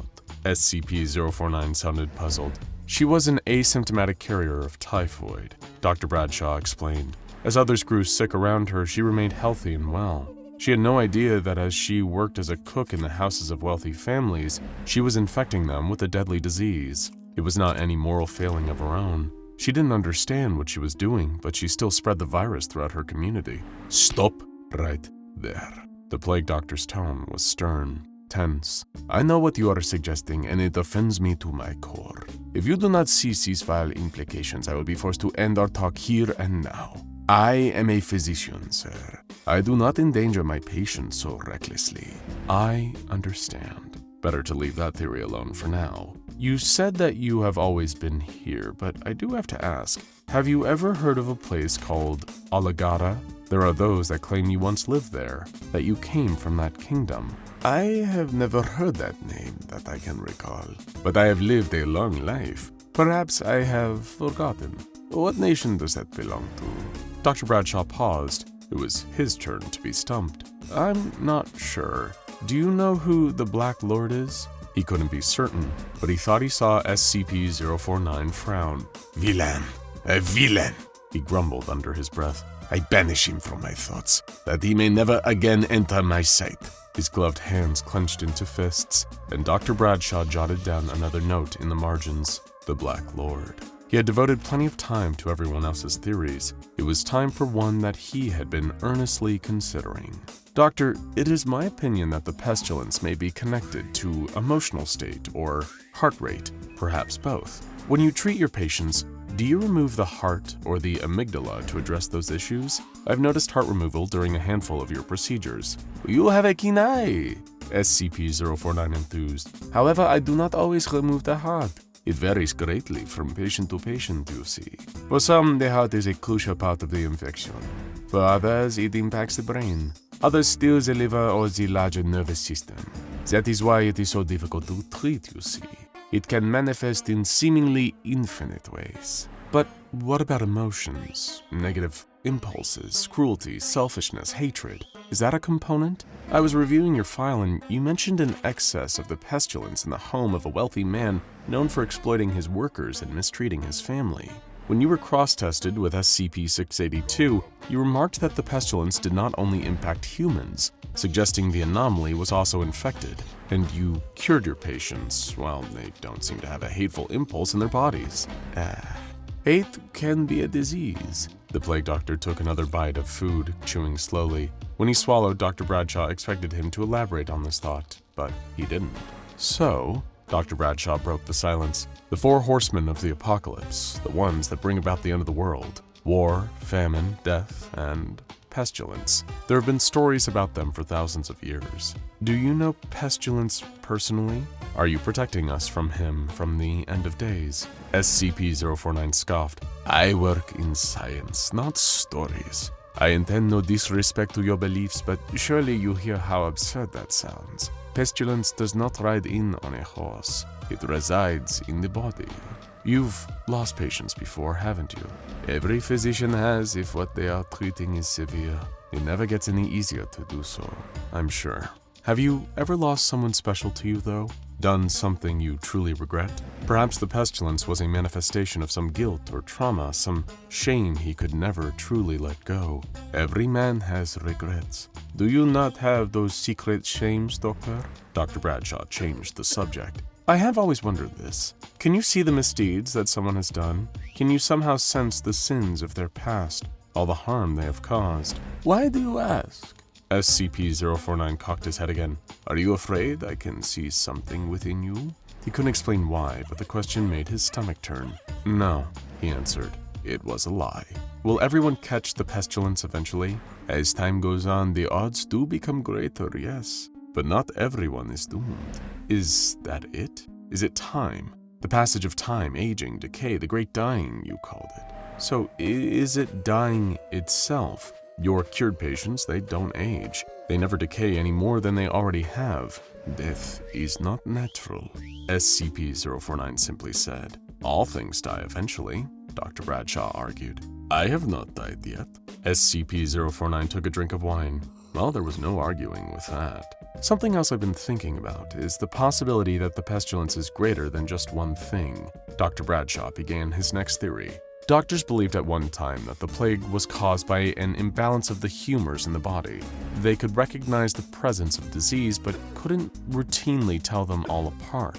Several different illnesses were referred to as consumption, and leprosy was used as a catch-all for multiple illnesses as well. Clearly, you have a knack for knowing when someone is ill, but what if it's something else? Something equally bad, but different from what you think. It's cancer, or a stroke, or a heart condition. There is no one cure except for the massive transformational work you're already doing. Possible. SCP-049 mused. I will need to consider that point carefully. Perhaps you have unlocked a secret to the pestilence I missed. And again, perhaps not. If the pestilence is not death, and I do have to wonder, is it the opposite?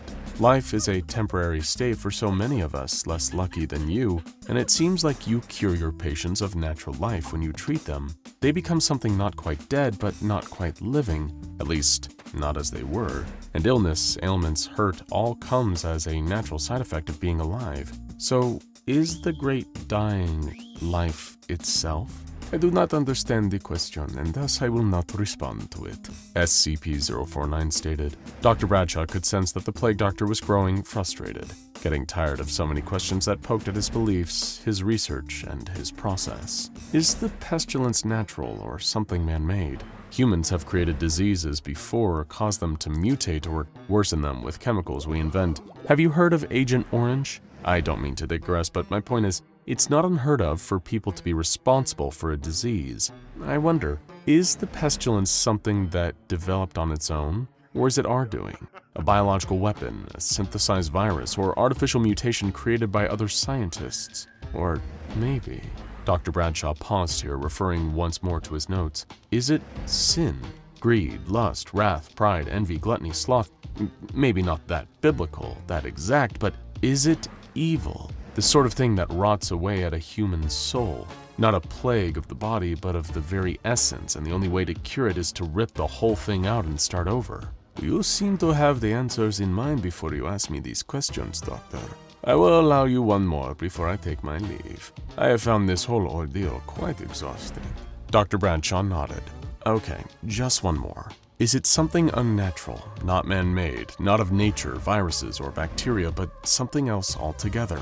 Something from another dimension, another world, or the spaces in between. You have been cagey about the nature of the pestilence for as long as you have been here, and I understand if you are just being cautious, but I can't help but wonder if there is something else to the reason you keep so much to yourself. You promised to tell me about the pestilence, but you've barely responded to most of my questions except to dismiss my ideas. Is the pestilence something that spreads by thought, that lives in the consciousness or the subconscious of us all, waiting, dormant, for something to activate it and set the sickness free? The plague doctor set down his fork with a clatter. I respect your scientific curiosity, but there are things I cannot share with you. For my safety, for yours, for everyone's, do take care, Doctor. You too. Dr. Bradshaw stood from his chair, collecting his notes and preparing to leave. One final thing. Dr. Bradshaw turned back to face the plague doctor. Yes? Those dark eyes watched him from inside the mask. Do you see any of the pestilence in me? The silence that passed between them felt like an eternity. Then SCP-049 spoke. No, sir, I do not. But one day, that could change. As Dr. Bradshaw made his way back to his office, the words echoed in his mind, and he couldn't make up his mind whether they were comforting or troubling. He had gone into the meeting with questions, but now he had even more than he started with. Panic and terror gripped everyone in the Foundation facility. Well, everyone who was still alive, that is. Guards were working tirelessly to fight back and regain control of the building, but they didn't have enough bullets to suppress the oncoming horde. Somehow, a sample of SCP-008 that was being examined for testing purposes had managed to spread to one of the research staff. Before long, the very same researcher was now a mindless zombie, a reanimated corpse that had managed to bite several other staff members, spreading the infection. It didn't matter that this original carrier was shot down by security personnel. It had already done its damage and passed on SCP-008. By now, there were too many of them to simply bonk each one on the head and neutralize it. The Foundation facility had gone into full-scale lockdown, an emergency quarantine to try and limit the spread of the deadly virus. Any exit to the outside world was shut and would stay sealed tight until someone from the Foundation could do something. But that meant the few surviving members of staff trapped inside were at the mercy of the zombie horde. Their options were limited. SCP-500 was known to perfectly cure those infected with SCP-008, but with all exits locked, it was impossible to get any of the remaining SCP-500 pills on site. Then one of the surviving researchers, one Dr. Omel, had an idea. It was an insanely risky plan, one that the Foundation would never sign off on, but desperate times called for desperate measures. Gathering up the remaining security forces that hadn't been infected with SCP-008, along with a research assistant that had managed to escape the zombies, Dr. Omel and his band of survivors headed deeper into the facility. While the external doors were all locked to prevent the SCP-008 infectees from making it out and spreading the virus to the wider world, the doors inside the facility were all still functioning, and it was a good thing too.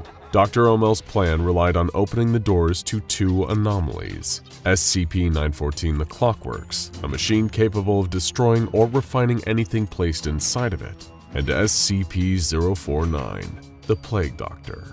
It was a shot in the dark at best. Omel had observed the Plague Doctor for some time, and knew that the beak-faced surgeon was capable of creating zombie-like creatures known as SCP-049-2, not dissimilar from the zombies infected with SCP-008. If anyone could potentially fix this nightmare, there were few as well versed in anomalous medicine as SCP-049.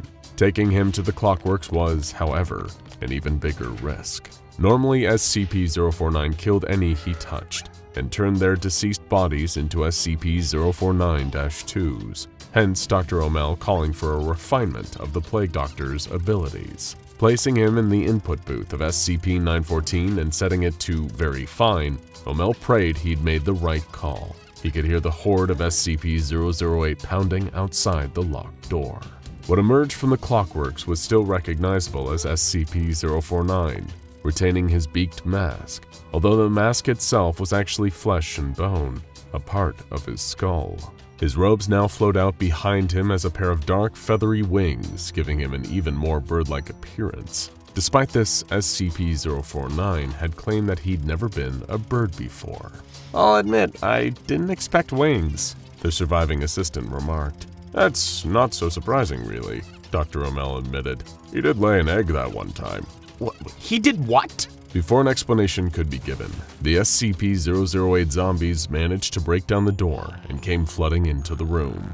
O'Mel recoiled in horror as they snarled and shuffled closer, reaching towards him with decrepit fingers. Suddenly, SCP-049 swooped into the path of the encroaching undead with a flap of his new wings. Calmly, he gave a gentle move of his hand, like lifting something from a shelf. A bizarre contraption appeared around his forearm, a gauntlet connected to syringes that were strapped to each of his fingers, all filled with various different fluids. Dr. O'Mel was amazed. SCP-049 seemed to now have the anomalous ability to summon surgical equipment from a tiny pocket dimension.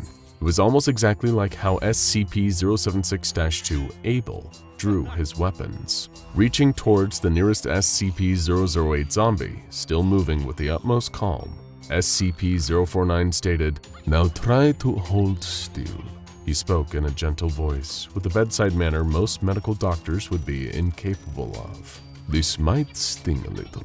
With that, SCP-049 pushed the syringes into the zombie, the fluids draining from each one, then refilling as he withdrew his hand. The SCP-008 instance froze for a moment, almost like it was confused before it began to emit what looked to be steam, as though it had stepped out of a hot shower, shaking uncontrollably. The necrosis and telltale signs of infection seemed to disappear, like being washed away until all that was left of the SCP-008 zombie was the infected researcher it had been before. The man was alive and well, much to Dr. O'Mel's astonishment. SCP-049 hadn't just cured the SCP-008 infection, he'd actually reversed it, leaving the infectee alive and well. It took a few hours for SCP-049 to fly around the facility on his new wings, effortlessly turning all the SCP-008 zombies back into their old selves one by one. By the time he was done, everyone on site that had previously been exposed to SCP-008 was cured, and it didn't stop there. The Foundation still mandated everyone who was previously infected to remain in quarantine whilst they were examined, demanding the now refined SCP-049 to remain in his cell, which he politely complied with. When the SCP Foundation doctors took a look at the formerly zombified staff, they were amazed at what they found. Each one had all traces of SCP-008 completely removed from their systems. Trying to re-expose them to the virus, their bodies now seemed to be able to generate anomalous antibodies that rejected and fought off infection by SCP-008 in a matter of seconds. The Plague Doctor had made everyone immune. Upon further testing, examining skin and blood cells from the former infectees, and performing full top-to-bottom health checks, the Foundation doctors learned something else, too. Everyone that SCP-049 had cured was even healthier than they had been before. One security guard had been a one-pack-a-day smoker for 10 years, but an X-ray revealed any damage to his lungs, mouth, and throat had all been completely reversed. On every possible internal and external level, the formerly zombified personnel had all been returned to pristine health by SCP-049. Eager to witness the full extent of these new anomalous abilities the Clockworks had given him, the SCP Foundation struck a deal with SCP-049. If he performed a mission for them, then they would provide him with the means to have anything he wanted. For a moment, the Plague Doctor pondered their terms, and then agreed. "What is it you want in return?" Dr. O'Mell had asked. "To cure the world, Doctor," SCP-049 replied simply. The Plague Doctor flew as fast as his wings would carry him to the location the Foundation had given him. It was an isolated region in Siberia, kept completely cut off from the rest of the world by guards working around the clock. Arriving at the edge of the frozen town, SCP-049 was approached by the security commander and given his full directive from the Foundation.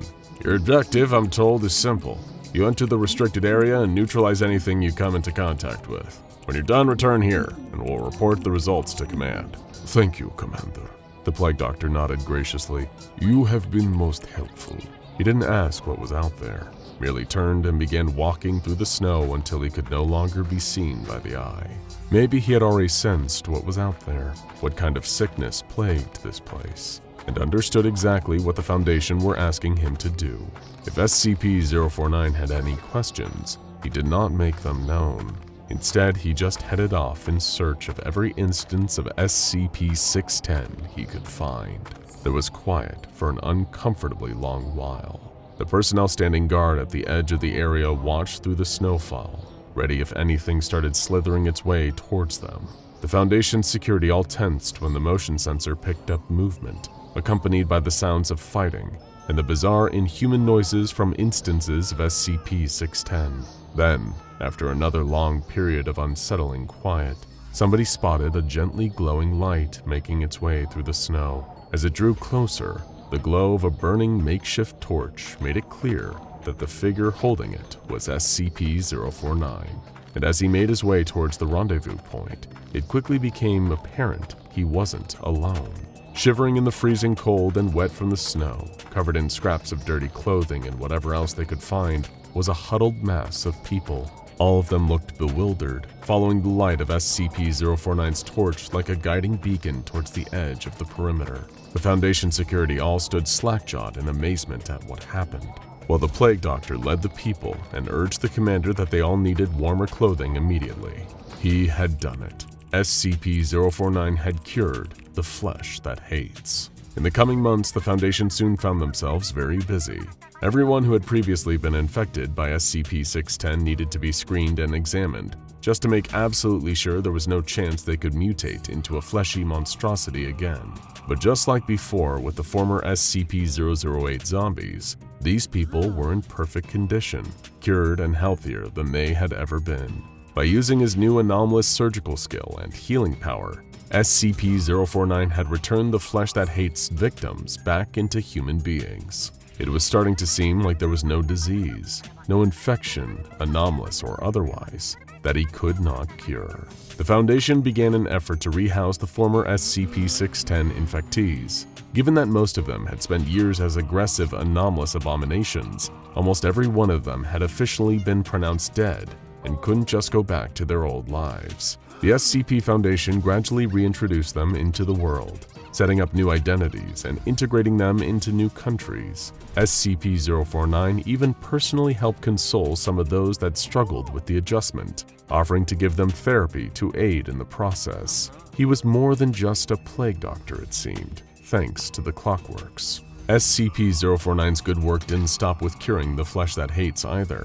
As promised, the Foundation allowed him to carry out his newfound purpose. Whereas before he was obsessed with eradicating what he called the Pestilence, now the Plague Doctor seemed to be directing all of his focus to curing the world, as he put it. And he started with some of his fellow anomalies. The Plague Doctor started experimenting with his new tools, concocting cures and serums aplenty, by pulling whatever he needed from an endless supply of equipment and ingredients at his fingertips. He developed a cure for the condition that caused Daniel McIntyre to become SCP-2800 Cactus Man. His skin reverted back to normal, no longer sporting spines, while the plant-like parts of his DNA once again became human. SCP-049 even offered a sympathetic ear to a lot of Daniel's troubles, giving him therapy through a lot of his mental health difficulties. SCP-2102 was also one of SCP-049's successful patients. His condition of rapidly overproducing new skin tissue when injured quickly became a thing of the past. Then the Plague Doctor turned his sights to the wider world. working tirelessly to create new vaccinations and treatments for diseases that were once thought to be incurable. Everything he made and had the Foundation distribute to those that needed it was all 100% effective. People were healthier and happier than ever, all thanks to the Plague Doctor. Until they weren't. In attempting to eradicate disease the world over, a new strain of illness emerged. SCP-049 took to calling it a new pestilence, and it was nothing short of horrific. It would have been considered anomalous at one time, but it quickly became so widespread that it couldn't be contained. All the Plague Doctor's advanced medical treatments had encouraged this disease to mutate, to adapt against everything he could throw at it. It could infect any person at any time and present itself with virtually any symptoms. It resisted drugs, any form of treatment, and it spread rapidly. Eventually, while trying to come up with a way to protect people from this strain of superbacteria, this new pestilence, SCP-049 started to fall ill. He had caught it, and even with his refinement, he was beginning to weaken. The Plague Doctor was dying, and once he was gone, the whole world would soon follow as more and more people caught the sickness. There was only one thing he could do, a way to leave someone behind to carry on his work. When the Foundation, those that weren't yet ill, found SCP-049, he had already passed. But alongside his body was something smooth and pearlescent, an egg, and inside, maybe a chance for the world to be cured. Some anomalies kill for fun, others for food, others because they simply have no choice. On the other side of the coin, some want nothing more than to spread love, joy, and happiness. But it's rare that you see an anomaly that has genuinely pure intentions, but whose attempts to do good often turn deadly. One such figure, and the subject of today's tale, is SCP-049, the Plague Doctor. If you're at all familiar with the SCP Foundation, then you will have likely heard of the infamous Plague Doctor. For those of you who haven't, here's a bit of context for SCP-049. He appears exactly as you'd expect a Plague Doctor from the late medieval period or Renaissance periods. A tall figure shrouded in long black robes. A hood over his head with only a Venetian-beaked mask protruding from underneath. These aren't just a fashion statement either. The SCP Foundation discovered that these are all part of SCP-049's physical body, sharing a similar structure to muscle and bone. The Plague Doctor's primary goal is to find those he considers to be infected with something he refers to as the Pestilence. If he ever senses this affliction, he will attempt to make direct skin contact with the person carrying it. Why? Because SCP-049's touch is lethal, killing anyone he comes into contact with. You might think that's all the Plague Doctor does, goes from person to person killing them with his deadly touch, but you would be wrong. Once he's killed a victim, SCP-049 then begins performing a crude, outdated form of surgery on their corpse. Using equipment he produces from his mysterious and apparently bottomless magical medical satchel, he injects a number of unknown chemicals into the corpse, which brings them back to life and turns them into an instance of SCP-049-2, or in other words, a vicious, mindless zombie. At present, SCP-049 is kept secure in a holding cell by the Foundation under watch by surveillance cameras for 24 hours a day. And that is where our story begins. The tale of a deadly, dangerous doctor and his days spent in captivity. Locked away in a cage, contained by the SCP Foundation, there he sits, alone. It is a tale known only by the simple title, Going Home. It begins with the Plague Doctor, left alone in his cell. He had been there for such a long time that he'd forgotten exactly how long. But there he sat, taunted by the sensation of pestilence around him. It was a small, almost undetectable feeling, but it reeked of decay and disease, hanging in the very air particles of SCP-049's cell. Although they had long since stopped the practice, the SCP Foundation used to send its doctors and researchers into 049's cell, bringing him cadavers as test subjects. The Plague Doctor would use these specimens to hone his craft, perfecting his method of transforming the dead into instances of SCP-049-2.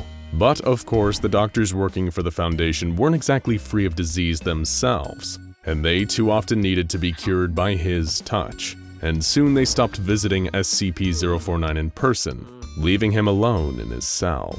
Even these so-called people of science feared the true cure, it seemed. They would talk to the Plague Doctor via an intercom system, interviewing him and asking questions about what he did or how he felt. One question stood out to SCP-049. The Foundation researchers had asked him if he had any regrets for what he had done to people. The Plague Doctor thought it foolish to even ask. And then even the questions coming through the intercom stopped after a while. For a time, SCP-049 was happy in his cell, left alone with his thoughts, safe from the diseases of the outside world. The Plague Doctor was at peace for a change, resting in comfort, until the familiar smell of pestilence returned. The presence of disease drove him to attempt an escape. Producing his medical implements from his bag he kept concealed in his robes, SCP-049 tried to pry open the door to his cell. He wasn't sure how long it took. The passage of time had long since stopped registering to him, but eventually he had it open, just enough so that he could pass through, out into the corridor beyond the chamber that he had been held in. There was no one else around, no doctors or researchers or Foundation security personnel. No one to stop the Plague Doctor from following the stench of the disease that had driven him to find a way out of containment. Navigating through the hallways of the Foundation facility, SCP-049 tracked the source of the disease to a locker. With little trouble, he opened it, finding a metallic box within. As he studied the container, his fingers found the button that opened it. It hissed as the gases kept the inside of the box mixed with the air. The cold vapor hit the Plague Doctor in the face, catching him by surprise and making him drop the box. Reasserting himself, the Plague Doctor bent over and picked up the contents of the refrigerated container. A single mosquito. It wasn't the insect itself that had drawn SCP-049 out of his cell. True, mosquitoes are known to spread diseases like malaria, but it was what was inside this mosquito that the doctor wanted to eradicate. Its blood sac was full, swollen with dark fluid that SCP-049 knew to be infected. Using the metal box as an improvised operating table, he produced his bag of medical implements, and the doctor began to operate. He retrieved a syringe from his bag and a vial filled with thick black liquid. Half filling the syringe with the liquid, he plunged the needle into the mosquito and extracted the blood that the insect was carrying. The infected bodily fluid mixed with the medicine in the doctor's syringe, leaving the bug as little more than a dry husk. The Plague Doctor watched as the two substances mixed together before stabbing back into the mosquito, filling the creature with a combination of both liquids. He refused to leave any trace of pestilence in the insect's body. The mosquito twitched itself back to life, looking around until it saw SCP-049 observing it. Who's there? It asked. Where's Merle? There is no one here but me and you, the doctor explained. You are in a prison though. The wardens, it seems, have left. A prison? The insect responded. Oh god, I'm at Site 19! Naturally, it seemed rather strange for a mosquito to be able to talk, let alone know about the highly classified Site 19. But as is always the case in the SCP Foundation, the strange always has an anomalous explanation. You see, this mosquito was not like any other. For one, she even had a name. It was Leslie. As it turned out, Leslie was part of an SCP, one of the Foundation's own creation, SCP-3008. These were a genetically and cybernetically enhanced species of mosquito. Why would the Foundation spend time and resources creating something like this? Originally, they were designed as an undetectable, covert way of keeping tabs on persons of interest to the SCP Foundation. The Plague Doctor thought it odd that after having spent so much time in prison there, that he should finally learn the name of Site 19 from a mosquito of all things. Leslie seemed to be in a state of panic, however urgently insisting that she had to get back to someone named Merle. SCP-049 had no clue what she meant. He'd never encountered anyone that went by that name, and had no idea where to even begin looking. I know where he lives. I can find it, the mosquito insisted. I don't know how I could ever get out of here. She was wary of the creature she found herself talking to. Despite being a genetically engineered insect, Leslie was, for all intents and purposes, an agent of the SCP Foundation, and now she was currently conversing with an anomaly that she knew nothing about. But he wasn't trying to harm her. In fact, whatever the Plague Doctor had done seemed to have revived her. I have gotten myself this far. and now that I have no further reason to stay here," the doctor announced, holding a hand out for Leslie to fly up to.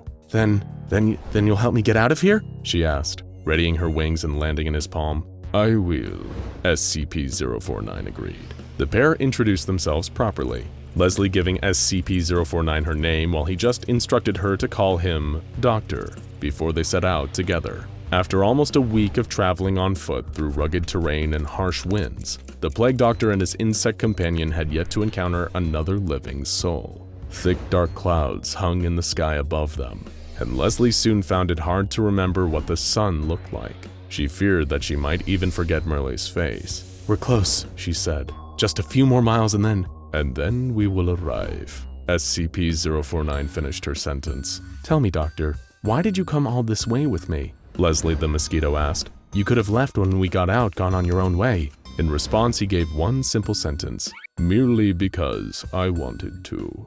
Finally, the intrepid pair arrived at a house once belonging to Merle. It was abandoned, ramshackle, in a total state of disrepair.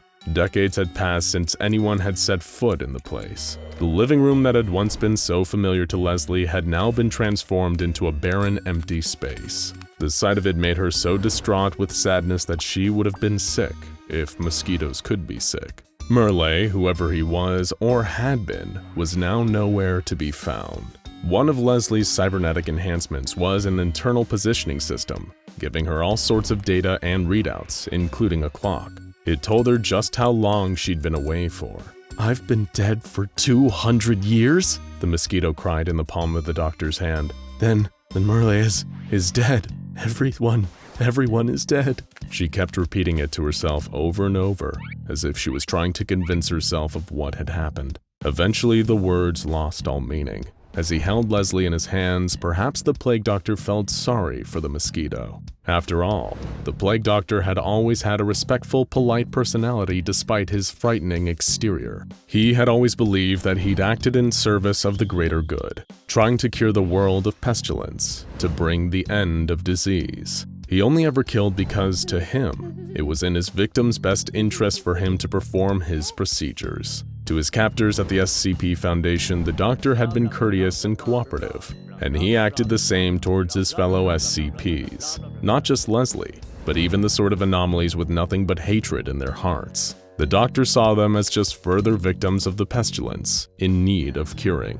SCP-049 sat in silence for a while with his mosquito friend, letting her mourn the loss of Merle and everything she had ever known. "Where will you go now?" he asked. Still in tears, barely able to speak through her sobs, Leslie decided that she wanted to stay where she was. The insect wanted to live where Merle had lived, in a desperate attempt to recapture the world that she once knew.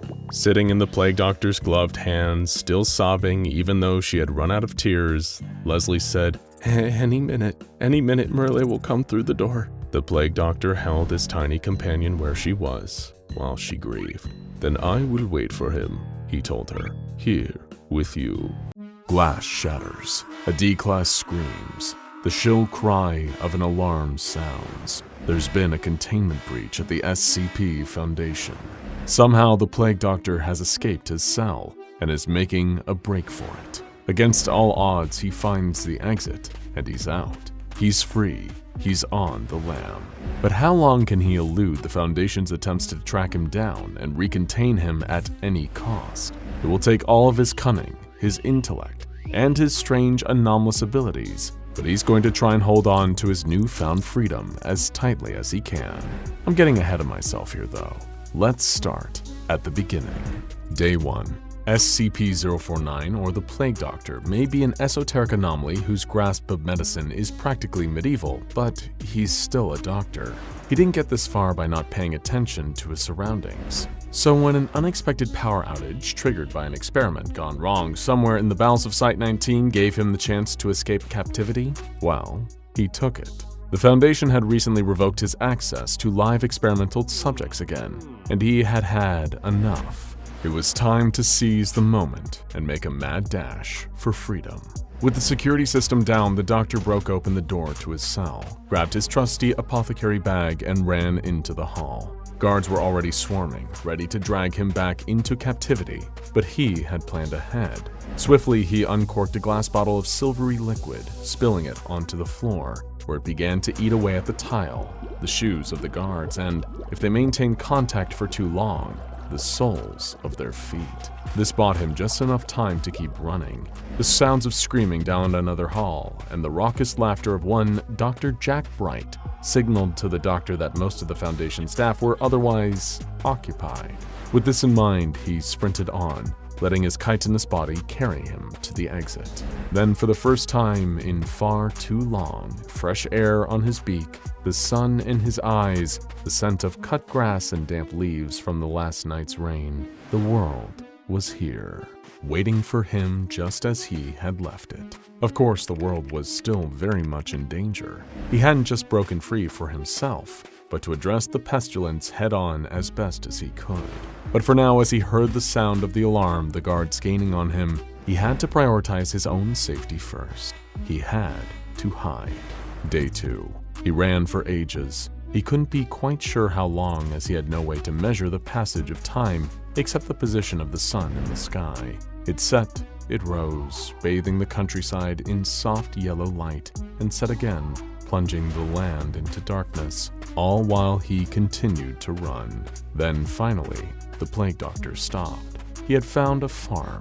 There was a little farmhouse, but he did not dare disturb the sleeping family and alarm them.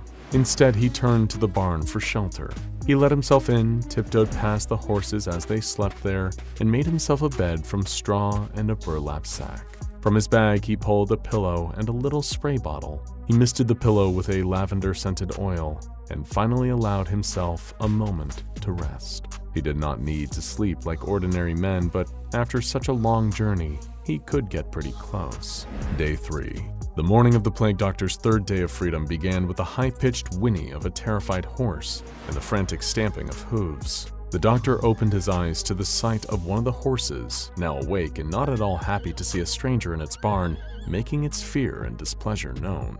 "Buttercup," a man called from outside the barn. "That you, girl? What's got you spooked?" The door to the barn creaked open, and before the doctor could do anything, he was face to face with the farmer who owned the land.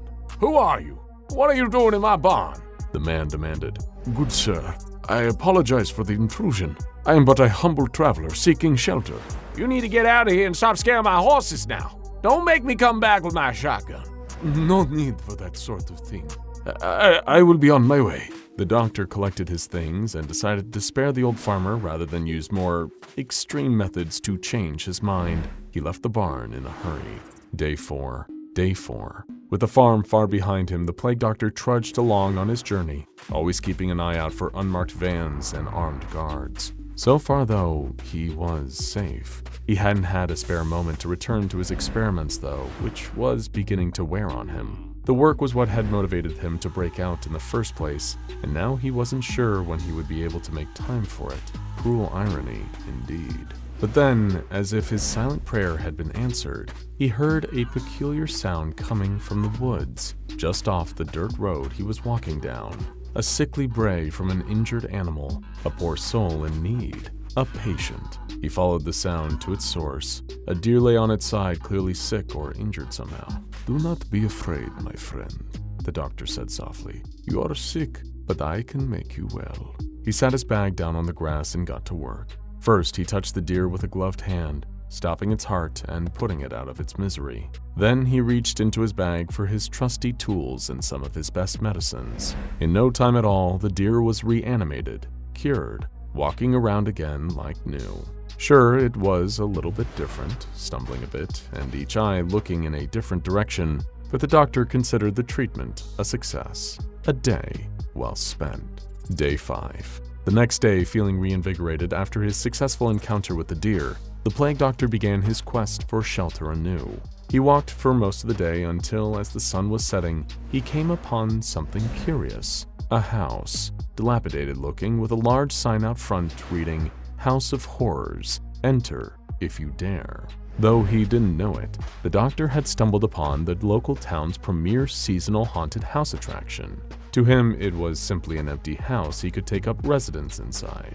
He was curious and a bit perplexed as he walked past plastic skeletons, animatronic werewolves that popped out from behind styrofoam tombstones, and giant fake spiders in cotton cobwebs. None of the fake monsters gave him trouble, so though he was confused by what he saw, he continued to explore the house. Then, he found something incredible: a laboratory. There was a long stainless steel table with a mannequin strapped to it. A row of prop surgical tools sat on a tray next to the mannequin, and along the back shelf were rows and rows of jars filled with liquids that looked like something the plague doctor himself would pull out of his bag. He couldn't believe his eyes. After wandering aimlessly for days, he found the perfect place, almost as if it had been made just for him. Of course, it wasn't. It was for the paying customers who would be coming to the haunted house the next day, along with the actors hired to perform inside, but he didn't need to know any of that yet. He replaced the jars with his own and the tools with functioning ones, with the exception of the plastic body on the table, which he privately wished was a real human subject. This was absolutely perfect. Day 6. The haunt actors showed up for work and were surprised to find a new guy had beat them there, and he was already in costume. They shrugged it off. They were making minimum wage, and that wasn't enough to ask any questions. They were there to suit up and get spooky, and that was it. They did appreciate his plague doctor costume, though. It was much higher budget than anything they had. Did you make that getup yourself? Asked a friendly zombie. Indeed I did, the doctor replied cheerfully, happy to finally encounter a group of individuals who were unafraid of him. Nice, bro. The zombie gave him a thumbs up, and if the plague doctor could, with his rigid beaked face, he would have smiled. These new colleagues were a bit unusual looking, with their ghostly white faces, vampire fangs, green-tinged makeup, and excess fur, but their kindness was encouraging. Meanwhile, the haunt actors were gossiping amongst themselves, wondering where the new plague doctor character came from, who approved it, who hired this guy, why was he doing that accent? Whatever he was, whatever.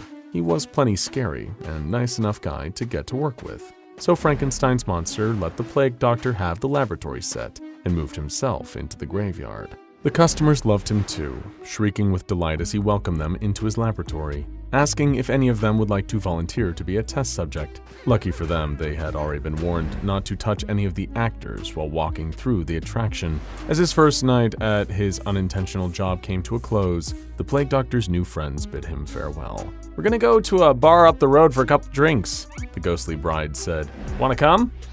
No time for revelry, the plague doctor replied. I must attend to my work. Take care. The woman just laughed. Okay, see you later. And so the plague doctor spent his night in the haunted house again, tinkering with his tools and his tissue samples, listening to the royalty-free scary music tape play again and again on repeat into the night. Day 7. The next day, attendance at the haunted house was slow. The actors with little to do spent their time scrolling aimlessly on their phones, filming joke videos for social media, and pranking each other. One of them got the bright idea to pull a prank on the new hire, the stranger that none of them knew much about. He would have a friend turn out the lights in the laboratory, and when the lights were turned back on, he would have replaced the mannequin on the table. He couldn't have known what would happen. All he wanted to do was startle the new guy, freak him out with the sight of an unexpected werewolf on his operating table.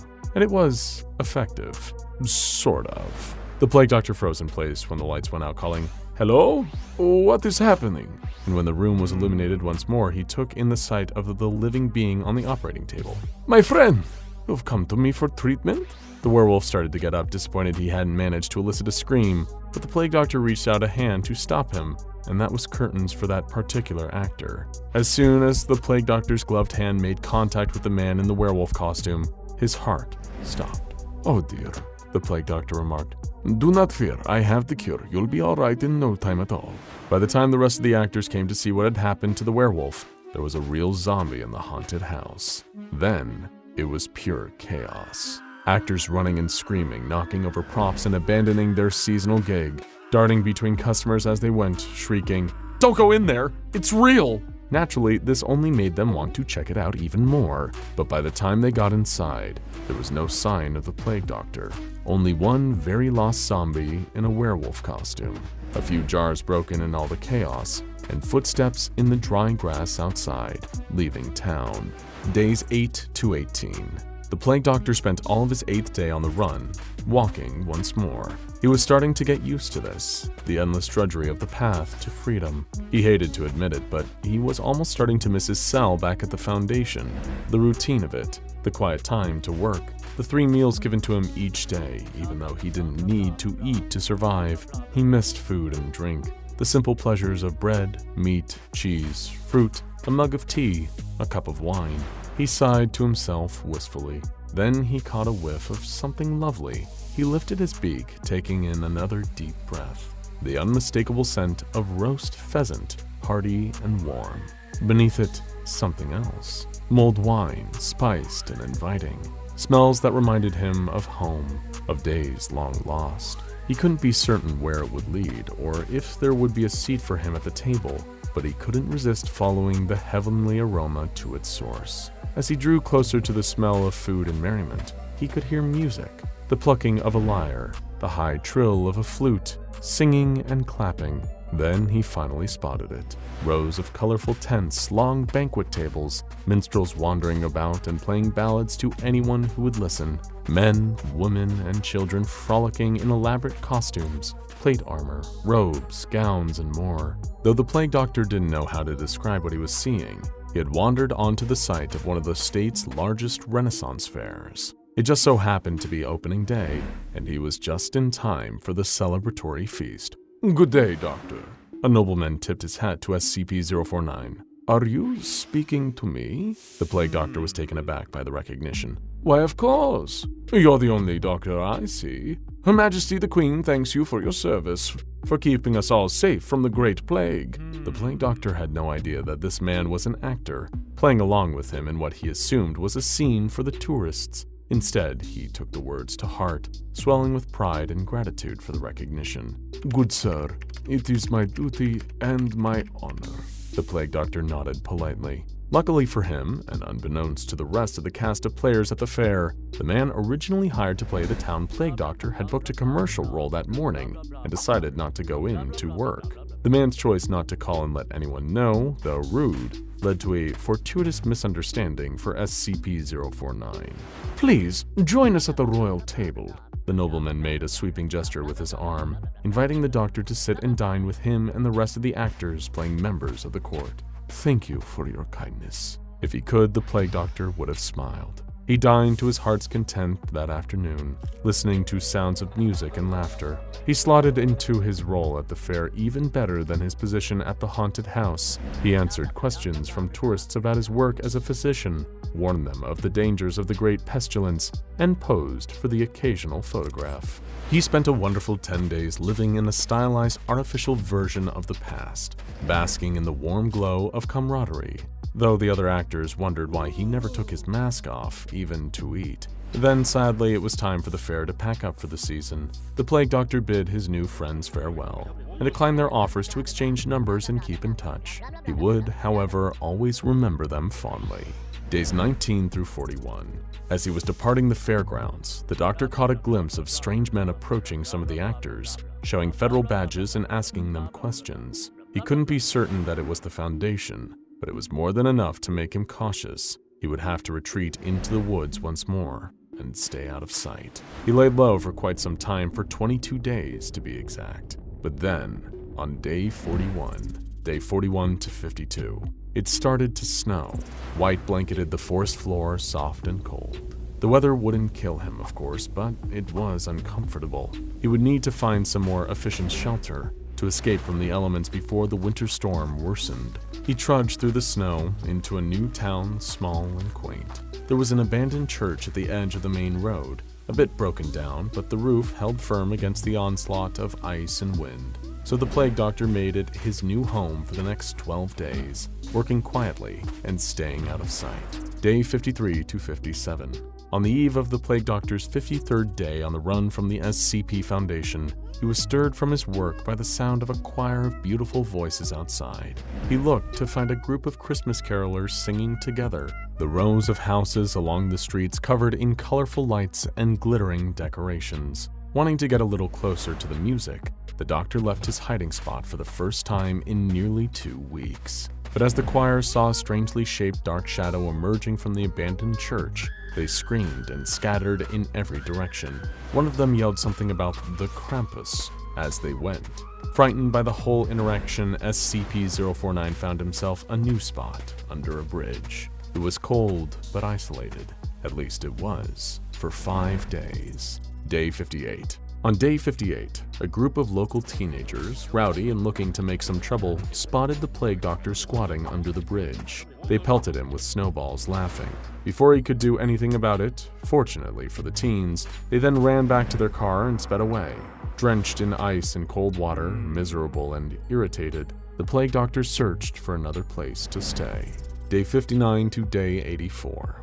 The Plague Doctor was able to slip into another relatively quiet building, the local community theater, which happened to be an old opera house repurposed as the site of volunteer-run musicals. While the townsfolk began rehearsals for their production of The Phantom of the Opera, the Plague Doctor watched from above, hiding in the shadows. Every so often, the stagehand would catch a glimpse of a cape, the silhouette of a face, a pair of dark eyes, but no one believed her when she tried to tell them that the phantom was real. At least until a handyman went up into the rafters to install some lights and saw the Plague Doctor for himself. Then it was time for him to flee to a new town. Day 85 to day 89.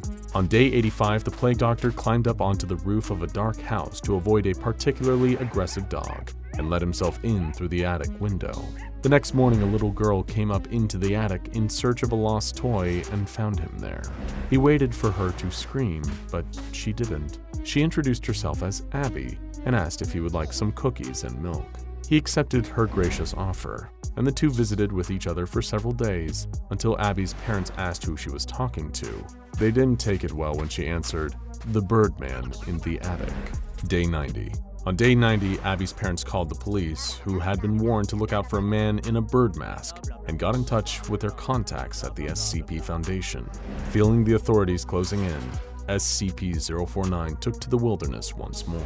Day 91 to day 99.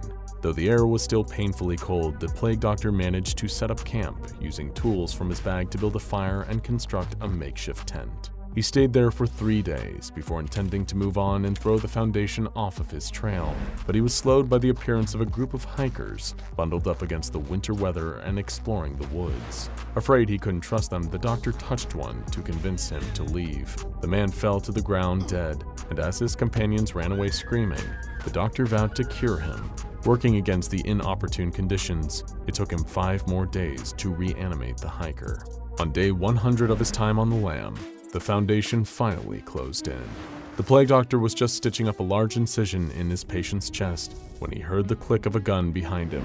"Come with us peacefully, and we won't have to sedate you," the officer said. With a heavy sigh, the Plague Doctor held up his hands, stepping back from his patient just as its undead body sat up, blinking its unseeing eyes. "Very well, I will go back. To tell you the truth, gentlemen, this has all been a bit too much trouble. I could use the rest." Dr. Bright, Dr. Clef, and Dr. Gears all sat around a conference table, the monitor beside them giving a direct encrypted video link to O5-1, the most senior member of the legendary O5 Council. Only one topic was on the roster today: the inherent nature of one of the most problematic anomalies, SCP-682, the hard-to-destroy reptile. There were certain facts that were easy to ascertain about 682, like the fact that its default state appears to be vaguely reptilian, the fact that it's highly aggressive, and the fact that it is seemingly impossible to kill.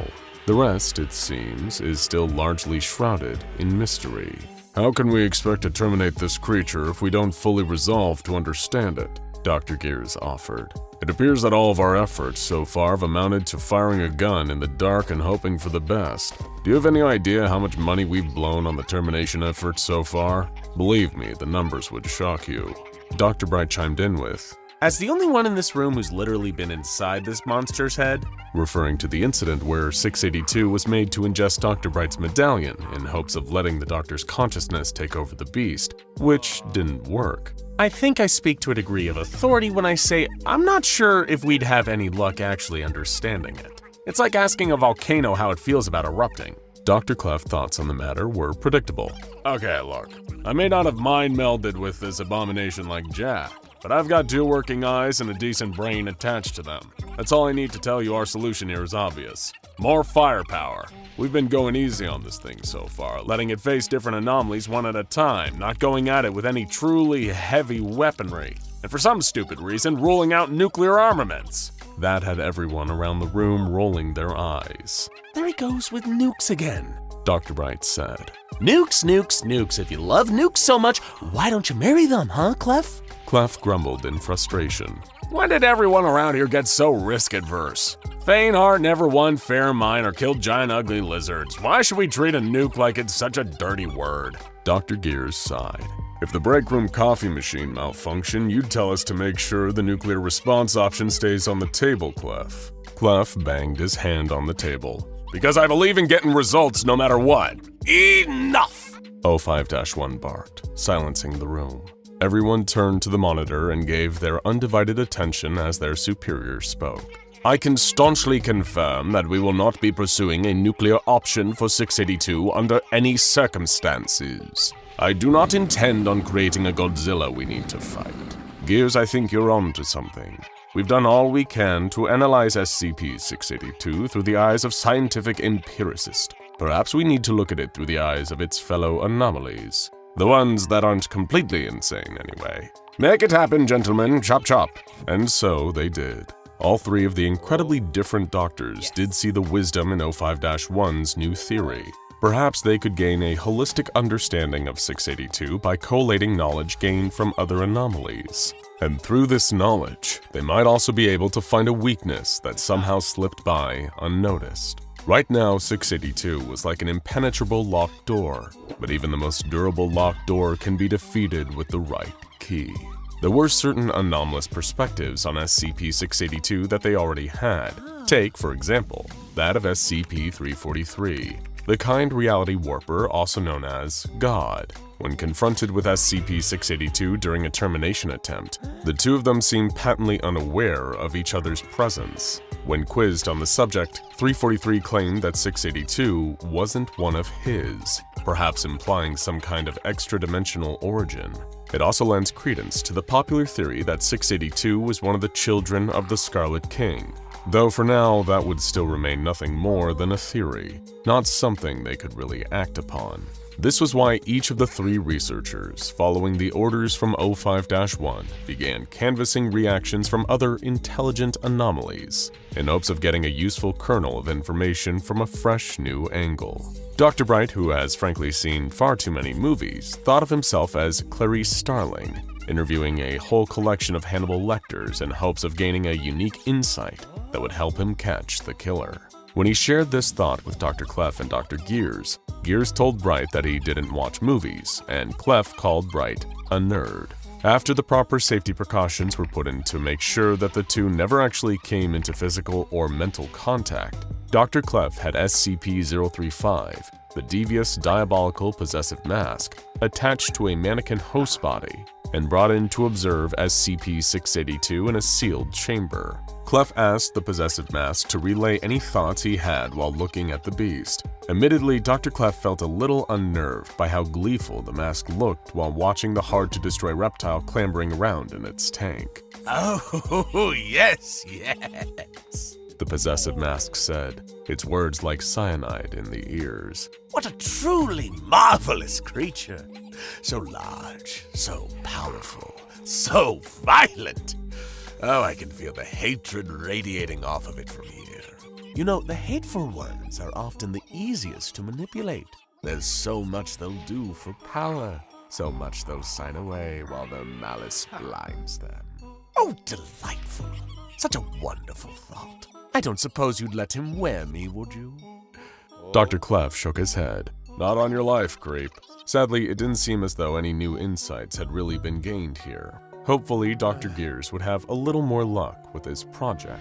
Dr. Gears had decided to take a more measured approach, unsurprising given this is Dr. Gears we're talking about, and went for an intelligent anomaly who probably wasn't harboring some evil ulterior motive. SCP-507, the Reluctant Dimension Hopper. Two things highly benefited Dr. Gears in this regard. Firstly, the Reluctant Dimension Hopper had gotten around and seen more things than pretty much any other mortal being in existence. Secondly, SCP-507 had certain aspirations, namely to become an SCP Foundation researcher, where he could be accepted and make a profession out of his interest in the supernatural. Gears could leverage this to gain cooperation. When SCP-507 was brought in to observe 682, Gears noticed a certain flicker of recognition in the Dimension Hopper's eyes, before the man opened his mouth and said, "Oh god, not another one of those things." Gears immediately fired back, "Another one, you say?" SCP-507 nodded. "Yeah, during one of my jumps I was in this big, weird landscape covered in freaky-looking rocks. There were a whole bunch of these guys there like a herd or a pack or something. As soon as they saw me, they started chasing me. It was honestly pretty tense for a second there. I didn't even know if I'd make it out alive." Dr. Gears nodded and continued taking notes. "Do you have any further observations from your time seeing these creatures in another dimension?" SCP-507 shook his head, presumably disappointed that he couldn't offer more. "Thank you. That'll be all then, 507, Dr. Gears said. And of course, that left one more. The Maverick, the Joker in the pack, Dr. Jack Bright. The man from whom you can only ever really expect the unexpected. He decided to take the middle ground between the offerings of Dr. Gears and Dr. Clef, SCP-049, the Plague Doctor, the mysterious being who can kill with a touch, but has aspirations to heal. Dr. Bright was extremely interested in seeing what he had to say about the nasty reptile.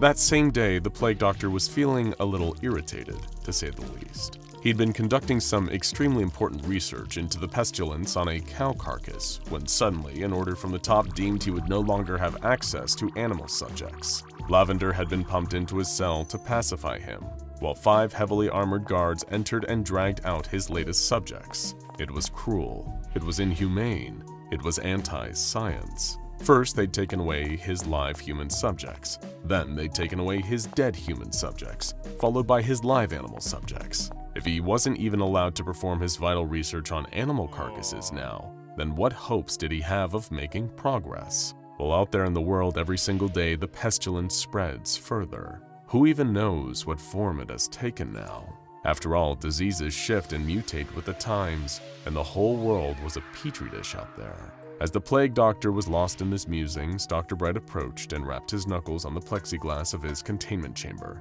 "Leave me be, Doctor," the Plague Doctor sighed. "Haven't you and your compatriots already taken enough from me?" "I'm not here to take, Doctor. I'm here to give," Dr. Bright said. "I know we can be a little harsh in our measures sometimes, Doc, but we're cold, not cruel. You play ball with us, you'll find we can be very amicable. To the tune of, say, getting your live animal research privileges back."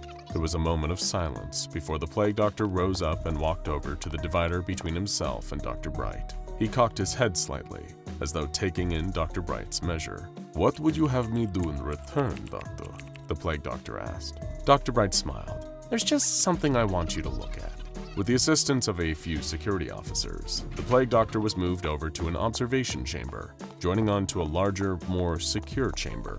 The Plague Doctor sat on a plush chair, staring through a one-way mirror into the larger chamber. Dr. Bright turned on a dictaphone, hoping to record any interesting observations the Plague Doctor came out with. "What, pray tell, am I supposed to be looking at, Dr. Bright?" he asked. "Oh, they're bringing him in now. Won't be a moment," Dr. Bright said. A large door in the larger chamber opened, and several members of personnel dragged in a tied-up, incapacitated SCP-682, looking like it was still recovering from heavy injuries. Immediately, SCP-049 seemed to tense up. Dr. Bright was fascinated, watching the Plague Doctor's previously calm demeanor suddenly become marred by clearly evident worry. What was he thinking? Would it be a useful insight? The silence continued as the Plague Doctor seemed to carefully observe the immobilized beast. For a moment or two, Dr. Bright even noticed the Plague Doctor's hands shaking slightly.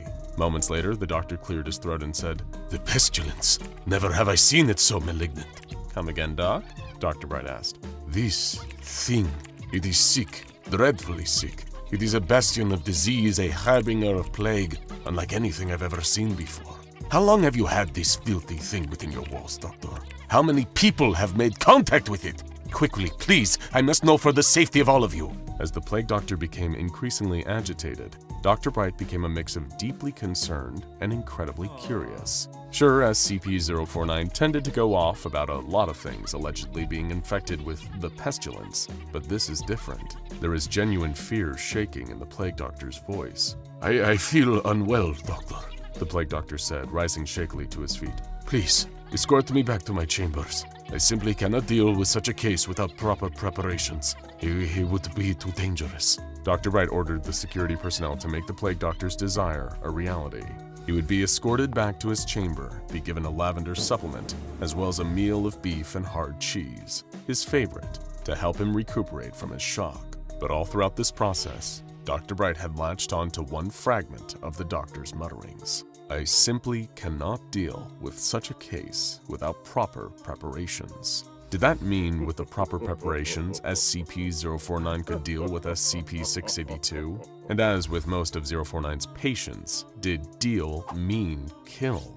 If so, then this project was really about to bear some impressive fruit. After giving the Plague Doctor a few days to get himself reoriented, Dr. Bright returned with another offer. One he wasn't even sure he had the authorization to make, but if his plan worked out, he was sure he could swing it. He offered the Plague Doctor the chance to work with human subjects again, if he could first successfully treat SCP-682. It would certainly be an undertaking, SCP-049 said, trying to hide his clear discomfort. but for the sake of science, I must accept. Over the next few days, the preparations were drafted up, and the Plague Doctor was given any equipment or resources he requested for the task of curing SCP-682. Then, when the day came, SCP-682 was tied up and sedated once again, and dragged into a large cross-testing chamber, where Dr. Bright, the Plague Doctor, and several members of security personnel were waiting. It was now or never. Would the Doctor be able to do it? For what it's worth, I believe in you, Doc. Dr. Bright said, giving a tentative thumbs up. The Plague Doctor didn't return the thumbs up. He was too busy trying to stop himself from visibly shaking in the face of this giant, diseased monstrosity. Would he have any hope of treating such a beast? He exhaled and approached. As with all of his patients, his first step would be to lay a hand on the monster, which normally rendered it peaceful and still. The Plague Doctor slowly walked over, his hand extended, feeling the prickles of fear all over his body. He could do this. He could do this. But as he approached, SCP-682 had somehow freed one of its arms and swung for SCP-049 with its vicious claws. 049 screamed and stumbled back, hitting the ground and crawling away in the opposite direction, practically wheezing with terror. He eventually gathered himself up in the corner and curled into a ball, shaking. Dr. Bright breathed a sigh of disappointment. It seemed this entire venture had been a wash. Take 049 back to his cell, Dr. Bright said, resigned. We're all done here. For everyone else, it was just another failed cross-test, quickly forgotten with all the others. For SCP-049, it was one of the most traumatic experiences of his life, one that would stay with him forever and be the reason he would always be afraid of SCP-682. Doors burst open, allowing the gurney to come speeding through, followed by a gaggle of concerned Foundation scientists and medical personnel. Everyone was abuzz, anxious at the troubling development and fearful over the fate of the patient lying on the examination bed. It wasn't exactly a rare occurrence for someone working at an SCP Foundation facility to need serious medical treatment, more often because of a grievous injury or psychological episode incurred whenever a dangerous anomaly breached containment. After all, working for the Foundation was nothing if not hazardous to your health. But personnel being injured, that was so commonplace at the Foundation that it was practically mundane, just another ordinary part of the job. It certainly never garnered this much attention, with every researcher and medic on site all clamoring to try and assist or even just get a look at who was on the gurney. It wasn't a member of personnel, it was an anomaly. SCP-049 was sick. Nothing about the Plague Doctor's behavior had seemed out of the ordinary. He was normal, at least as much as a beak-masked robe creature could be. Until, that is, one morning, SCP-049 had just collapsed in his holding cell. The security camera watching him had recorded the entire ordeal, with guards alerting the research teams and eventually calling paramedics to come and escort the Plague Doctor to the on-site infirmary. SCP-049 was noticeably weaker, confused, even afraid, some onlookers seemed to think. There's no sign of physical injury, Dr. Cooper noted aloud, trying his best to examine SCP-049 while the gurney was racing down the hallways, all without touching the Plague Doctor's skin directly. One touch, and he would die in an instant. All signs seemed to point to something internal. Nobody had entered SCP-049's cell in the previous 24 hours. The security footage proved that the only people who had even come close to the Plague Doctor were authorized Foundation staff. Dr. Cooper was right. There was no indication that SCP-049 had suffered any external damage. If he'd been attacked, it would have been caught by the security footage. It had to be some kind of illness. The Plague Doctor was slipping in and out of consciousness. He could move and groan slightly, but only had a few fleeting periods of lucidity. But if he was ill, what with? What was the cause? Any symptoms, if there had been any leading up to his collapse, must have been so subtle that they had gone completely undetected by everyone that had recently encountered SCP-049. And was there a risk of cross-contamination? Was everyone rushing alongside or following the speeding gurney now infected also? As they reached the infirmary, Foundation medics were already waiting, having prepped the area for SCP-049's arrival. Wearing gloves over their hands to avoid lethal direct skin contact, the medical staff hoisted SCP-049 onto a bed, just as Dr. O'Mell arrived, pushing his way through the crowd of other researchers and doctors who had piled into the sickbay. All right, the show's over. Back up and give him some room to breathe, O'Mell had shouted, before turning to get a closer look at SCP-049. We've had a similar situation to this before. If it goes the same way, then there's nothing to worry about. At that moment, SCP-049 briefly became lucid once more. 049, it's Dr. O'Mell. Can you hear me? Yes, I can, the Plague Doctor replied weakly. Please, help me, Doctor. Well, I'll do my best, O'Mell said, trying to keep the beak surgeon's spirits up. It's a real good thing I was here that time you laid an egg. At least we know what to expect this time, right? I'm not laying another egg, SCP-049 rasped through his beak, his pain obvious in his tone. What? Then what the heck's going on? It happened, he answered. Pestilence. It is the pestilence. Before losing consciousness again. The entire infirmary went deathly silent. The pestilence, the vaguely defined disease that SCP-049 spent his life seeking out and trying to cure. Now it had infected him and could potentially claim his life unless the Foundation could help him. There was one big problem. Nobody had any idea exactly what the pestilence really was, except for SCP-049. The next few hours were a non-stop circus. An emergency quarantine order was issued, as everyone that had accompanied the gurney had to be screened and tested for any possible signs of contagion. If the pestilence had actually managed to infect SCP-049, there was a high chance it could spread, especially with so many research staff and medics present. The infirmary was sealed off. Any of the medics who were cleared were issued a hazmat suit so they could continue to aid the sick Plague Doctor. Although confirming that staff were 100% clear of the pestilence wasn't exactly straightforward, nobody knew what signs or symptoms to even look for. Normally, it was only SCP-049 and him alone that could sense the presence of the pestilence in a human being, and his only cure was turning them into a zombified instance of SCP-049-2. A momentary panic started to spread amongst the Foundation personnel who had been near SCP-049, stemming from one idea about what the pestilence really was, the bubonic plague. It didn't seem too far of a stretch given SCP-049's appearance, resembling the clothing worn by medieval plague doctors when the Black Death ravaged most of Europe during the 1300s. Given that the bubonic plague was fatal, once this paranoid rumor set in amongst the Foundation staff, some began to break down, believing they had contracted the deadly medieval infection. However, after several hours of additional screening and testing, nobody on site showed even a hint of bubonic plague in their systems. But all the while, SCP-049 wasn't getting any better. We're still in the dark here. Dr. O'Mel said, his frustration fogging up the visor of his hazmat suit. If the pestilence isn't bubonic plague, then what the hell is it? And how do we cure it? I've been going through the archives, every interaction that SCP-049 has ever had that we've got recorded, and so far there's nothing conclusive. Dr. Cooper replied, swiping through various incident reports on a tablet. All the Foundation had ever truly known of the pestilence was based on SCP-049's own testimony. They were aware it was an insidious infection, capable of ultimately causing death in a subject that had contracted it. But anyone that SCP-049 had ever operated on and turned into an SCP-049-2 zombie hadn't previously exhibited any anomalous or even just unusual symptoms.